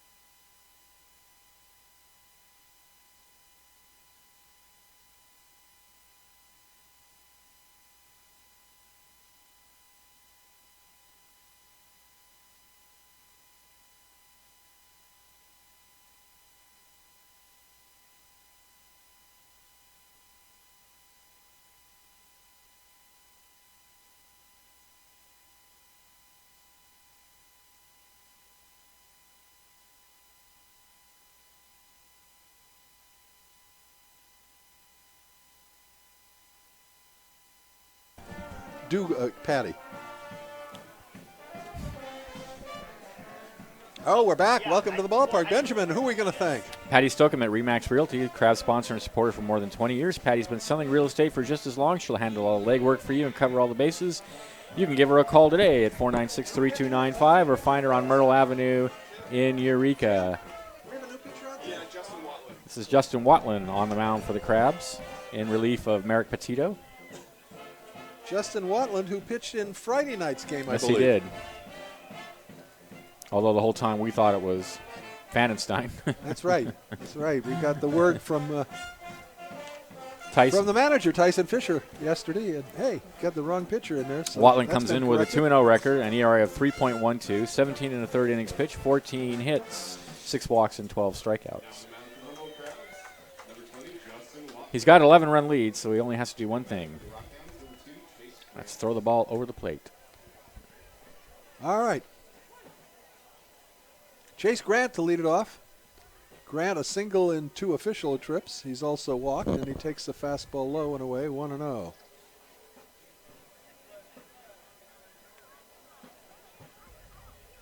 Odd coincidence, Grant, the center fielder, his first 4 at-bats in yesterday's ball game, he flew out to the Crabs center fielder. 8-8-8-8 on the scorecard. A ball and a strike to Grant will be followed by Jack Priddy and Hank Pankratz. Swing and a miss. He's been out in front of 2 straight pitches. So are those 2 changeups, or I don't know, but he was was way out front both times. The 1-2. Wow. Strike 3. That wasn't even close. I don't know what he was swinging at there. Breaking pitch. Looked Way like a outside. curveball, but way outside. Grant down on strikes, and that'll bring up Jack Priddy. Priddy has twice grounded out to Pozos, second to first. He laid down a sacrifice bunt that resulted in the runner making it to third base, and that runner scored on the sacrifice fly in the first inning, and that's been essentially it for the offense of the Rockhounds. First pitch is a strike to Pretty. They only have 2 hits on the afternoon. Fastball inside. They have not. I thought they had one more hit. No. Just 2. They've been thoroughly dominated The today. first 2 batters got base hits That's right, for and them, that was and it. they haven't had a hit Since since. then, they Wow. haven't had a thing. Ground ball, just foul past the third base They've coach. also made 4 errors.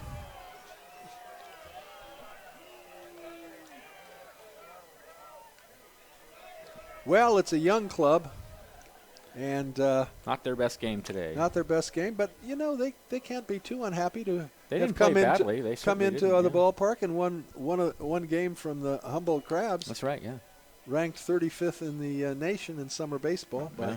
some ranking service. I don't pay too much stock in that. But there's a long drive to center field, going back to the warning track to the wall, reaching up, and it's off the wall. Rounding second and heading for third, and he's going to be in with a stand-up triple.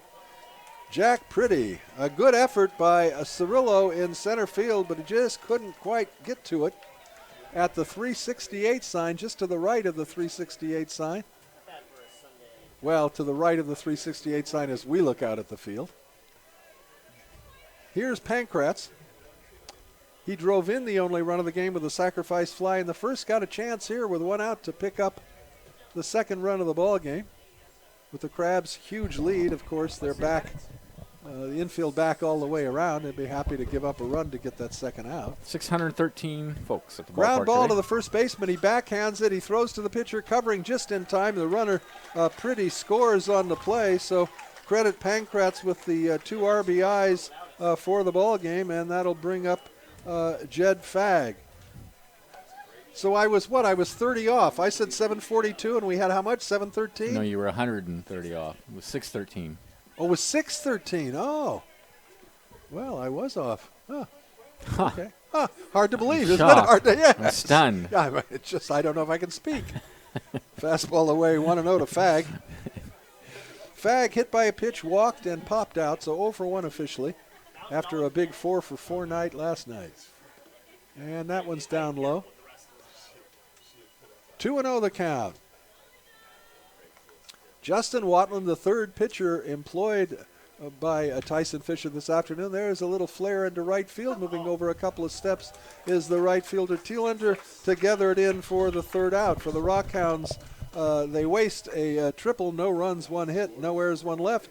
And at the end of 7.5, it's the Crabs 12 and the Rockhounds 1. Listen to Crabs Baseball, KGOE 1480, Arcadia, Eureka.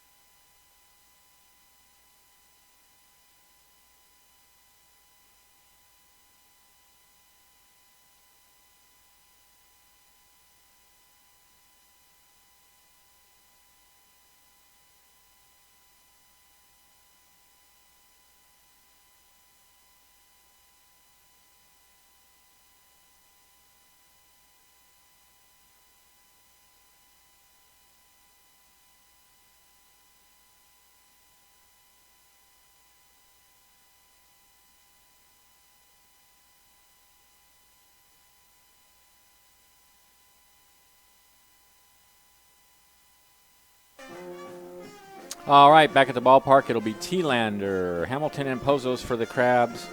They are up 12-2 here in the bottom of the 8th inning. Say that's the best site.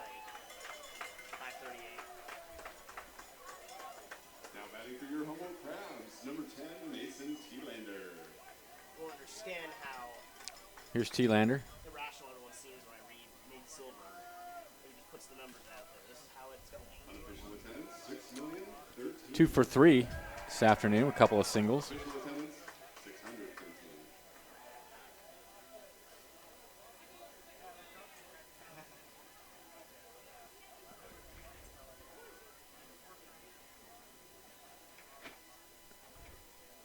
613. And the pitch. is in there for a called strike. I think we have a new pitcher on the mound. Yes, we do, for the Kirby Broadbent. Kirby, who played third base, I think, last night. 0-1 is the count to T-Lander. So Broadbent comes in with a fastball. 1-1, misses high.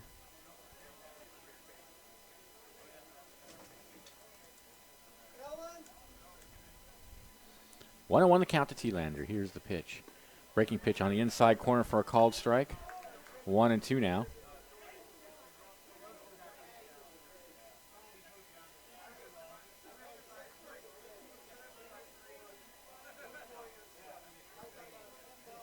Next pitch is hit high in the air down the right field line, drifting towards the bullpen. On the run is the right fielder, and he won't catch up with it as it falls into the bullpen.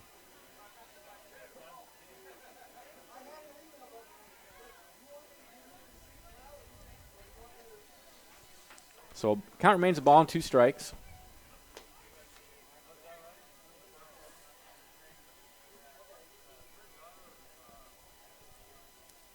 Oh, yeah.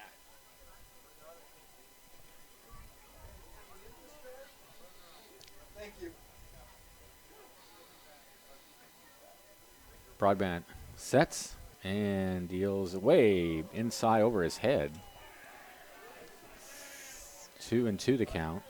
Crabs have benefited from 8 walks today. 2-2 to T-Lander. Ooh, slider misses down and away. 3-2. Broadbent a long look in. I don't think he was much happy with that call. So the count's full. Here's the pitch. Line in left field for a base hit. That's T-Lander's 3rd hit of the day. 14th hit of the game for the Crabs. Makes a great candidate, I'd say. So that'll bring David Hamilton to the bat. Hamilton this afternoon has walked a couple of times, doubled, and flied out a couple of times. Yeah.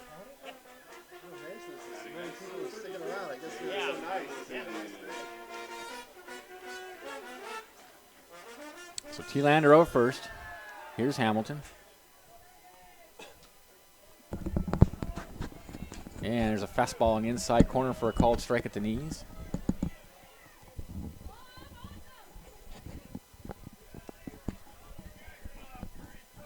Toss to first and runners back. 0-1 is the count.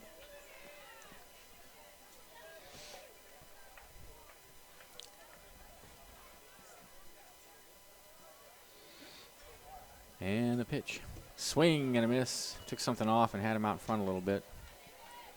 I was 0-2. asking if they've already had the 50-50 drawing, and I was told they have because I know there's still people here. very few people have left. Yeah. Where else would you want to be? It's such a great day. Yep.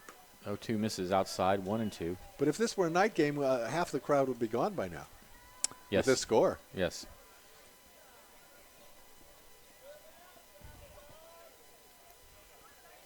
The 1-2 is tap foul. So the count remains a ball and 2 strikes to Hamilton with T-Lander over first. 12-2 in favor of the Crabs. 3 in the first, 4 in the second, 2 in the third, 1 in the fifth, 2 in the seventh. It's been all Crabs all day.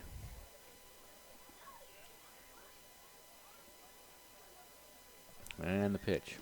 Called strike 3 on the outside corner. Great pitch. Hamilton's not arguing.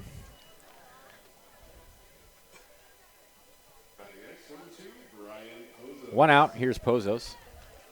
Pozos, a couple of doubles today. 3 runs scored with 2 RBIs.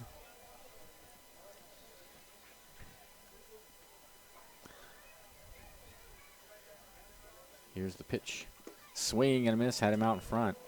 Crabs having a little trouble timing Broadbent. Doesn't throw very hard. They're out in front of a lot of the pitches. This week, it'll be the evil Colt 45s here in the ballpark. From Reading, the 0-1 misses away, 1-1. Well, we already spanked them a couple of times in Reading. Yeah, let's. But they're going to be so happy to be here. So happy to be here, Benjamin. It's 104 degrees. It's got to be at least 104 in Reading. Yeah. 1-1 pitch. Misses inside, 2-1.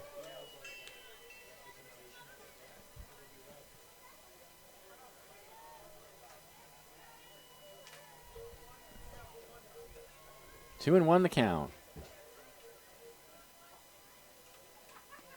Next pitch. Down low, 3-1.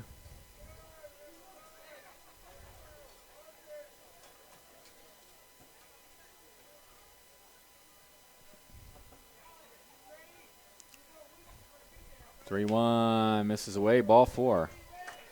And just what you like to see in a 12-2 ball game. Yeah, another walk. Another walk, 9th walk of the day. You know, I hope our friend Don Hofacker's not mad with us. Well, I don't know why he would be. Well, because we pointed out a couple of calls he may have missed during the course of the season, but we haven't seen him. I thought we'd Haven't see seen him at out the ballpark at all. there. Yeah. He hasn't been at the ballpark since Tuesday night. Or Well, Wednesday if you're night. listening, Don, we miss you. We want to have you up in the booth again before this season ends. Well, you know that I banned him from the booth after that call last week. Well, we need to But rescind I'm that willing ban, to- you know. Breaking pitch down low. But I'm a forgiving person, so Benjamin's decided to let Hofacker Wanna know the count. and Muslims into the park. here's Outman, the 1-0 pitch. No cards or letters, folks. Ground ball, Bad pet joke. foul, 1-1. Very bad. Very bad. So 1-1 the count. In addition to the 12 Crabs runs, they've left 11 runners on base. Well, when you score as many as they've scored, you don't worry so much about last night. Oh, no, they I'm only just pointing scored out how 4. many base runners they've Yeah, had. yeah. Yes. Here's the pitch. There's a strike right down the middle, 1-2. No, last night they had 14 and should have won. With that This many was their left on first base. baseman last night, Broadbent. Yes. Yeah, I remember him. Yeah. Big guy. 1-2 the count. Here's the pitch. Ooh, high and tight. 2-2. Yeah, I know. It'd be great to have Don. Don's always such a great resource here when he's in the booth because he is so knowledgeable. 2-2 the count.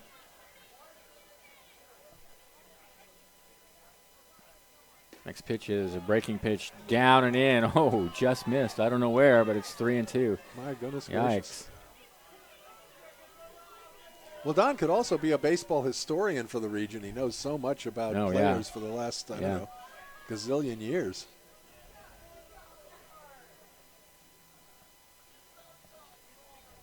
3-2 the count. Tap foul up against the backstop. Count remains full.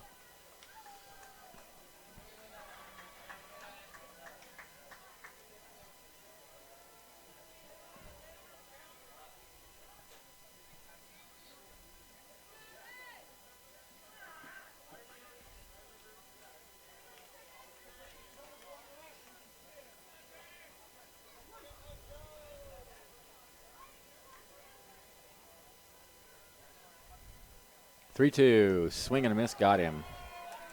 2 away. Here's Newman. 0 for 4. I think he may be the only member of the Crabs today. No, Thurber also doesn't have a hit.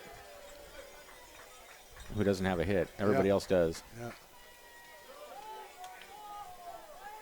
T-Lander out at second. Pozo's at first. Chance for some insurance. But just to emphasize your earlier point, I mean, Newman doesn't have a base hit, but he's had 2 walks and been on as a result of an error. Yeah, and he hits one in the left center field. Left fielder going back. He reaches up and makes a nice running catch. Nice play by Jared Ambule out in left field, and a ball hit pretty well. No runs. There's a hit, no errors, and 2 left, and at the end of 8, it's 12-2 in favor of the Crabs. This is exciting. Crabs baseball, 1480 KGOE.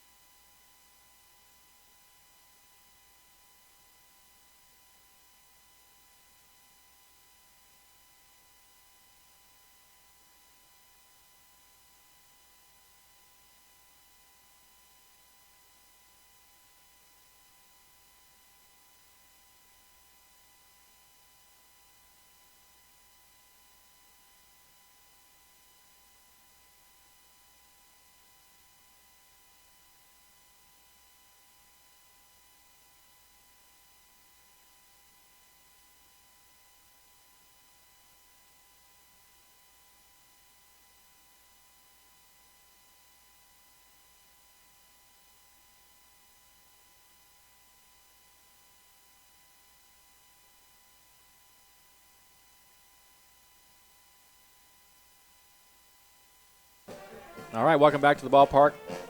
Top of the ninth inning. Crabs up 12-2. Austin Rangsdale out on the mound for the Crabs. 2-0 record, ERA of 1.40. 19 in the third innings pitched, all in relief. He's given up 3 earned runs, walked 3, and struck out 19. Yikes. Impressive numbers. Well, if we gave you the following information, you might have a strange impression of the outcome of this game. The Crabs' cleanup hitter is 0 for 4, whereas the cleanup hitter for the Rockhounds is driven across 2 runs. Yeah. Yep. Score is 12-2 in favor of the Crabs. Jared Ambule to lead it off. Rockhounds, number 15, Jared Ambule. A couple of good defensive plays have taken hits away from Ambule, one by second baseman Pozos and one by the right field. There's a ground ball to the shortstop. Hamilton up with it, throw to first in time. 1 pitch, 1 out in the 9th inning. On the mound for the Crabs, number 46, Austin Ragsdale. So both Thielander and Pozos had made good plays against Ambule to give him an 0 for 4 afternoon. That'll bring up Dawson Bacco. Batting number 14, Dawson Bacco. 0 for 2 on the afternoon and takes a pitch from Ragsdale for a strike. Austin Ragsdale, the 4th pitcher employed by the Crabs this afternoon, all behind Reed Fanenstein, who will be the winner of today's ball game. There's a strike called, fastball. Bacco a half swing, and the count now 0-2. Ragsdale a real quick worker. And the 0-2 pitch. Got him looking. Adios. Fastball on the outside corner, and we're 1 strike away, 1 out away from bringing this one to a merciful conclusion. Batting next, number 43, Kevin Wang. Kevin Wang, right-handed hitting catcher. 0 for 3 on the afternoon, getting his first look at Austin Ragsdale. Ragsdale comes to the plate, and a fastball is swung on and missed. Ragsdale overpowering him with his heater. The 0-1 pitch. That one's high, also with a heater, 1-1.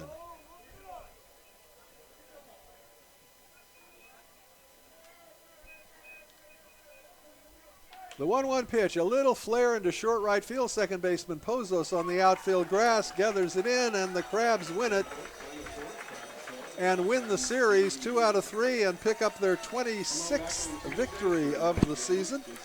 Against only 12 losses. Yeah, pretty decent. What are the final totals on the game, Benjamin? For the Crabs, 12 runs, 14 hits, 1 error. The win goes to Reed Fanenstein, who is now 4-1 on the season. For the Rockhounds, 2 runs, 3 hits, 4 errors. The loss goes to Dustin Labbit. That pretty well does it from the ballpark today. We had the Crabgrass Band providing musical entertainment, the Sunshine providing warmth and good feeling, Shorty Ames bringing us some great memories of bygone Crabs days, and the Crabs of 2016, a big victory this afternoon. We hope you'll be with us on Tuesday and Wednesday as the Reading Colt 45s come to town for a pair of games. There are traditional Crabs rivals. The Crabgrass Band will be with us on Tuesday evening. And then next weekend, the last regularly scheduled team coming into the ballpark, that is the Puff Caps on Friday, Saturday, and Sunday. And then the following weekend, the Humboldt Invitational Tournament involving the Crabs, the Mudcats, the Wildcats, and the Merchants. All right, that'll do it from the ballpark this afternoon. Any final thoughts, Benjamin? Have a great day. Bring on the Colt 45s. Go Crabs. All right, for my broadcasting buddy, the Professor, Benjamin Schaefer, I'm Ho Holcomb, and we're rounded third and heading for home.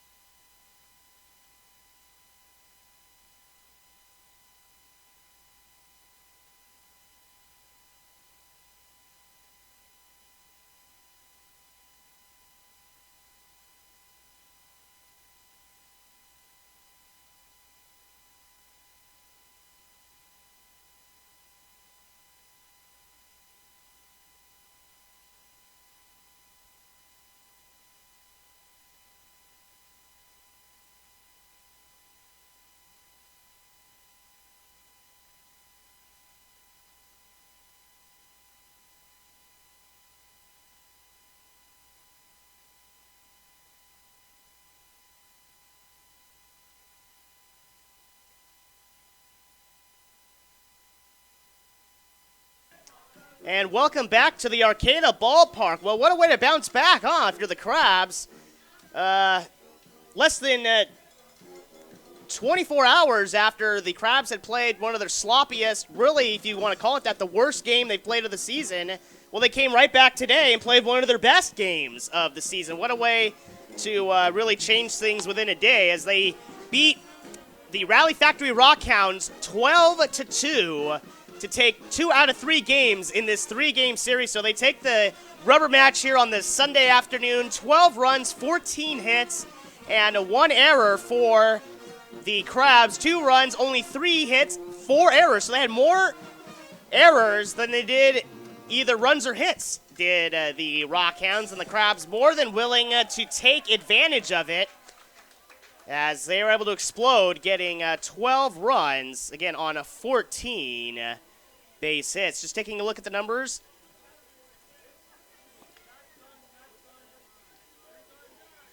Ten of the 12 runs were earned, so they did get 2 unearned runs out of it, but really a moot point as they would have won anyway. They would have won by a wide margin anyway, as not only did they get 10 earned runs, 12 total, only one of the 2 runs that the Rockhounds scored was earned. So really it's kind of a wash at that point, and you take away the unearned runs, the Crabs still win by a score of 10-1. Really an all-around good performance today by the Crabs after they just did not play well last night at all, and they really refocused and were able to make things work today as they win big 12-2. And it's just it would take too long for me to recap every scoring inning of the Crabs, so we'll just say that the Rockhounds took the lead real briefly in the first inning, but the Crabs came right back with 3 of their own, and that was an inning in which they sent 8 men to the plate. The first 3 of them scored. A leadoff walk, an RBI double, another walk, and then a scoring fly ball, plus an RBI single made it 3-0. Or 3-1, excuse me, and then the Crabs would really blow it open in the second inning and just didn't look back after that point, getting 4 runs, and they sent 10 guys to the plate in that second inning. Mason Thielander was both the first and last batter of that inning, just to show you how that went. He led off with a single and then ended the inning by flying up, but otherwise we had an error lead to a run. We had another RBI double, as well as a run-scoring single, so 4 runs in that second inning. They get 2 more in the third. Again, there were no home runs hit in this game either, and that's something to keep in mind when you see that 12 spot on the scoreboard. 12 runs, but they were all off doubles and singles and walks, really. So the Crabs not using the power, not flexing the power that we're used to seeing them to, but showing that they're perfectly capable of manufacturing runs. So after the third inning, it was already 9-1. The Crabs would add a run in the 5th inning on a scoring fly ball.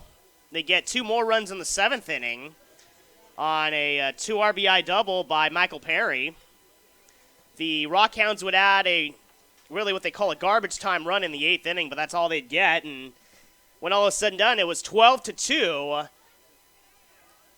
in favor of the Crabs. And taking a look, we were talking about the walks, and this is why, or one of the reasons why the Crabs were able to win by as much as they did. 9 Crabs players were walked today. 9. So if you say, well, 4 walks equals a run if you do them all in a row, that's 2 runs plus an extra base runner for free that the Crabs were able to get, and they got that and then some this afternoon. So 9 walks. And really that, I mean, if you just look at the walks themselves, you understood the Crabs, probably were going to have a high-scoring chance because not only are they free base runners, it forces the pitcher to really have to pitch more toward the plate, and it makes it easier for the hitters to hit, and that's exactly what they did. They get 14 hits in this game, 14. And the Crabs hit 5 doubles. So 5 doubles, 5 of the 14 hits were doubles, also 9 singles. Did not hit a triple or a home run, so 5 doubles and 9 singles to equal 14 hits for the Crabs. And other than a triple by Jack Pretty, It was just 2 singles that the Rockhounds were able to get. Otherwise, they had more errors than base hits and more errors than runs for that matter as well. So we'll take a look. Is Mason T-Lander coming up? He is coming up, all right. So we were hoping to get Mason T-Lander or one of the Crabs players. We think it's T-Lander coming up and taking his time. So as he is making his way up to the booth, we'll go into the offensive numbers for the Crabs real quick. And T-Lander, who just now walking in, and he had himself quite an afternoon. Not only go 3 for 4, he went on base 4 times, in addition to scoring a run. And thank you for joining us, Mason. And, Yeah, thanks for having me up here. last night, safe to say, it was not the type of game you guys wanted to play, and left a lot of chances on the base paths, and the Rockhounds were able to win. But today, it seems like it was a complete opposite performance, and not only was it a night and day game, it was a night and day performance as well in the difference. And how were you guys able to bounce back like you did? Well, something we did different today was we didn't leave as many guys on.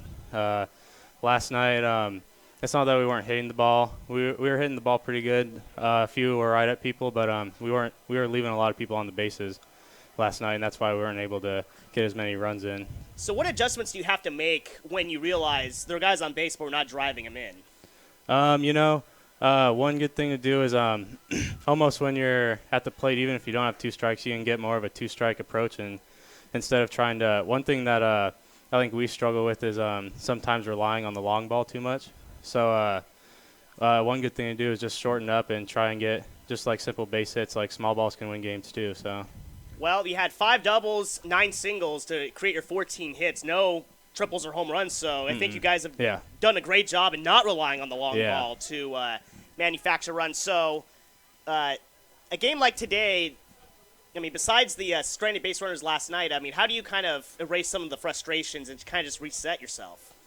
Well, with any day, even coming off a win for baseball, you just got to come out and do it all over again, basically.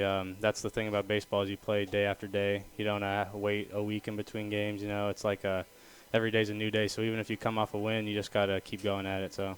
Now, have you finished 1 or 2 years at Lassen College? I just finished my 2nd year. So are you going to continue on transferring somewhere else? Yeah, I signed at the end of the year to Colorado State University. Okay, going Division I. It's actually Division II. There's 2 Colorado States. Oh, really? Yeah. So it's not the Rams in No, Fort the Rams aren't a very big athletic school. They only have 3 sports for guys, I think. So. Really? Okay. Yeah.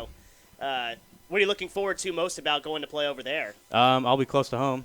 Oh, that's. I'm from Colorado Springs, which is 30 minutes from Pueblo, so that'll be nice after. Oh, Colorado! I've heard of Colorado State Pueblo. Yes. Yeah. Pitching close to home. So, are you Rockies fan growing up? Yeah. Or? Well, I'm actually originally from Oregon. Okay. I moved to Colorado when I was 8, so I'm a Mariners fan and a Rockies fan. I like them both. Well, I mean, the Rockies. They had some up and downs this year. They're showing a little progress over the years, but the Mariners are actually, not quite broken through, but yeah, the Mariners started off pretty good at the beginning of the year, but they kind of died down a little bit. So how are you keeping up with your teams this summer? It's a little hard. I don't have much. I don't have any cable or anything in my room, so I kind of just got to rely on the ESPN app on my phone. That MLB.TV is worth every penny. I pay for it every year, and especially I'm a Dodger fan living up here, or most of the time living up here, so that's how I keep track. And it's fun to see all the different allegiances. We've got a lot of Giant fans. You actually are one of a few Mariners fans that I've talked to. Looking forward to your time at Colorado State. Well, besides being close to home, is there something you're looking forward to as being part of the team?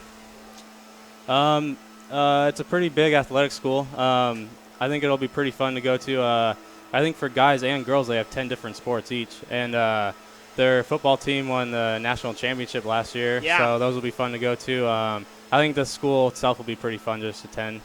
Yeah, and I'm going with a friend from Lassen, who was actually my roommate. So we're going to be roommates again out there, so that'll be nice, too. Well, that'll be it'll be helpful to have someone kind of be there along there with you. Colorado State Pueblo, not too often, but on occasion they do play Humboldt State in athletics because, of course, they're a Division II school as well. Though they don't have a baseball team, however. They do have basketball and football and all that. But, good luck to you. Thank you. In this fall and in the spring. Yeah, I covered junior college baseball for 3 years, Okay. and so I understand the talent. I'm always interested to see where a lot of you guys end up because a lot of Division I, top-level Division II schools really rely on the junior college level Yeah. to bring in talent. So Yeah, I think bigger schools like to get junior college guys because they're already experienced Yeah. versus like out of high school. So well, we wish you the best of luck and continue to help put up a dozen runs on the Yeah. scoreboard, right? okay, thank you. All right, that was Mason Thielander, one of our players of the game today, 3 for 4 plus a walk, so been on base 4 times today. And we'll come back, wrap things up. So one more 60-second timeout, Tristan. One more 60-second timeout. You're listening to Humboldt Crabs Baseball here on AM 1480 KGOE.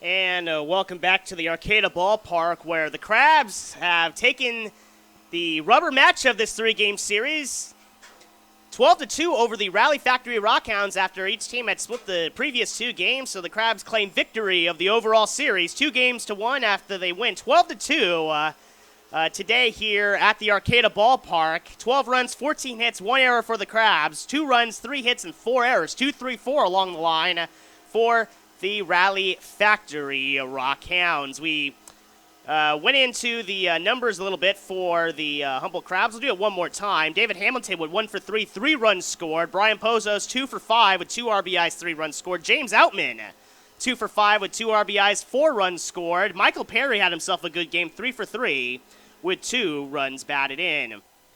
Ryan Reynolds even came in as a pinch runner, also had an at-bat and went 1 for 1 with an RBI. Nick Warren 1 for 4 with 2 runs batted in. Mason Cirillo 1 for 4.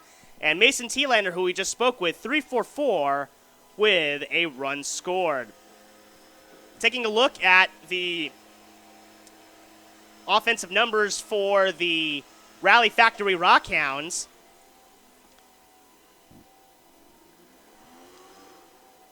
Joey Dodson went 1 for 4 with a run scored. Chase Grant 1 for 3. And Jack Purdy went 1 for 3 with a run scored. Hank Pankrantz went 0 for 3. He did get 2 runs batted in off a scoring fly ball, also grounded out, allowing another run to come in. So he did get credit for 2 RBIs. Otherwise, that's it for the offensive production for the Rally Factory Rockhounds. Basically, 3 guys got base hits.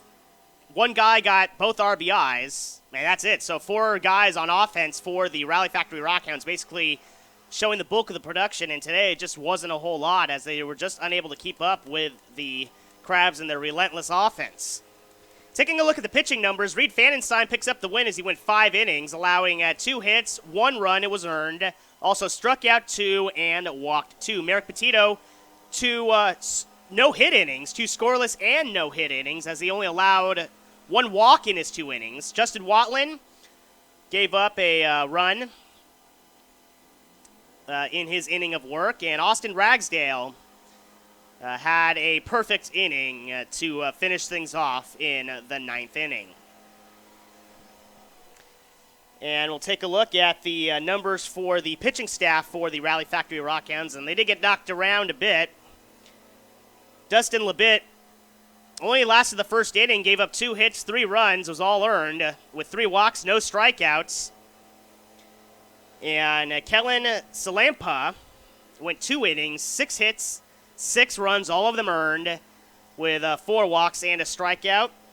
And going back, continuing on down, Jackson Gentes, 4 innings, 5 hits, 3 runs, but only 1 of them was earned, along with a walk and 3 strikeouts. And to finish things off, Kirby Broadbent, who we've seen in the field and in the regular batting lineup, actually came in to pitch today, and he pitched that last 8th inning and had some success.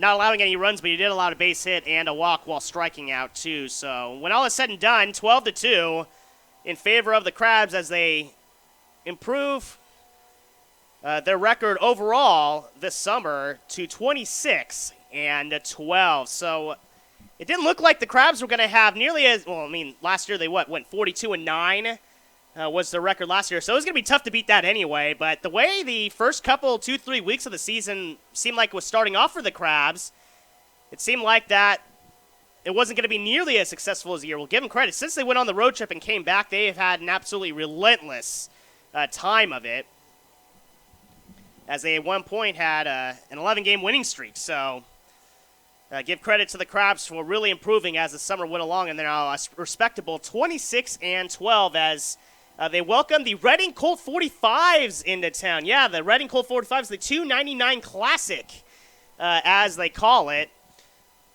as they're going to be here on Tuesday and Wednesday. 7 o'clock start for each night. The 299 Classic, a big rival. The Crabs go to Reading every year, and the Colt 45s return the favor. And why not? I mean, 3-hour drive across the 299? Granted, it is kind of a hectic drive at times with how windy that road can be, but when two teams are geographically that close to each other and when both teams draw pretty good crowds, the Colt 45s draw a solid 400 people a game themselves, so they also have a pretty solid, lively atmosphere over in Reading, and they're coming over and giving the Crabs, and they usually give them good competition to give the lively crowd here at the Arcata Ballpark something to cheer for as well. Well, it's fun to see the Crabs win. Blowouts are boring, and usually when the Colt 45s come to town, most of the games usually are within a run or two, and that just gives the crowd and the fans seeing the ball game that much more excitement, and we always can't wait to have the Colt 45s come into town, as it's always a great time. So Tuesday night will be the next broadcast. Crabs are off tomorrow, so I'm sure the players as well as the fans are going to enjoy a day off of baseball and ready to go back at it Tuesday so they can save all their energy on Tuesday for the big rival, the Reading Colt 45. So that'll do it here. Thank you to Tristan Landay once again, making us sound good at the Eureka Studios for Bi-Coastal. So he keeps us on the air, makes us sound good, and whenever something happens here, he makes sure that the air isn't completely dead and makes sure the broadcast keeps going on at his end, and we thank him for your work once again. So that'll do it for everyone with the Rally Factory Rockhounds and the Humboldt Crabs. Speaking for Hoke Hokum and Benjamin Schaefer, this is Kevin Wyatt saying so long from the Arcata Ballpark, where the Crabs beat the Rally Factory Rockhounds by a score of 12-2. Next broadcast Tuesday, as the Crabs are off tomorrow. Next broadcast on Tuesday. First pitch at 7 o'clock as the Colt 45s come into town. First pitch scheduled for 7. We'll be on the air around 6:50. If you're coming to the game, the gates will open at around 6 o'clock. And until next time, have a very pleasant good afternoon, everybody.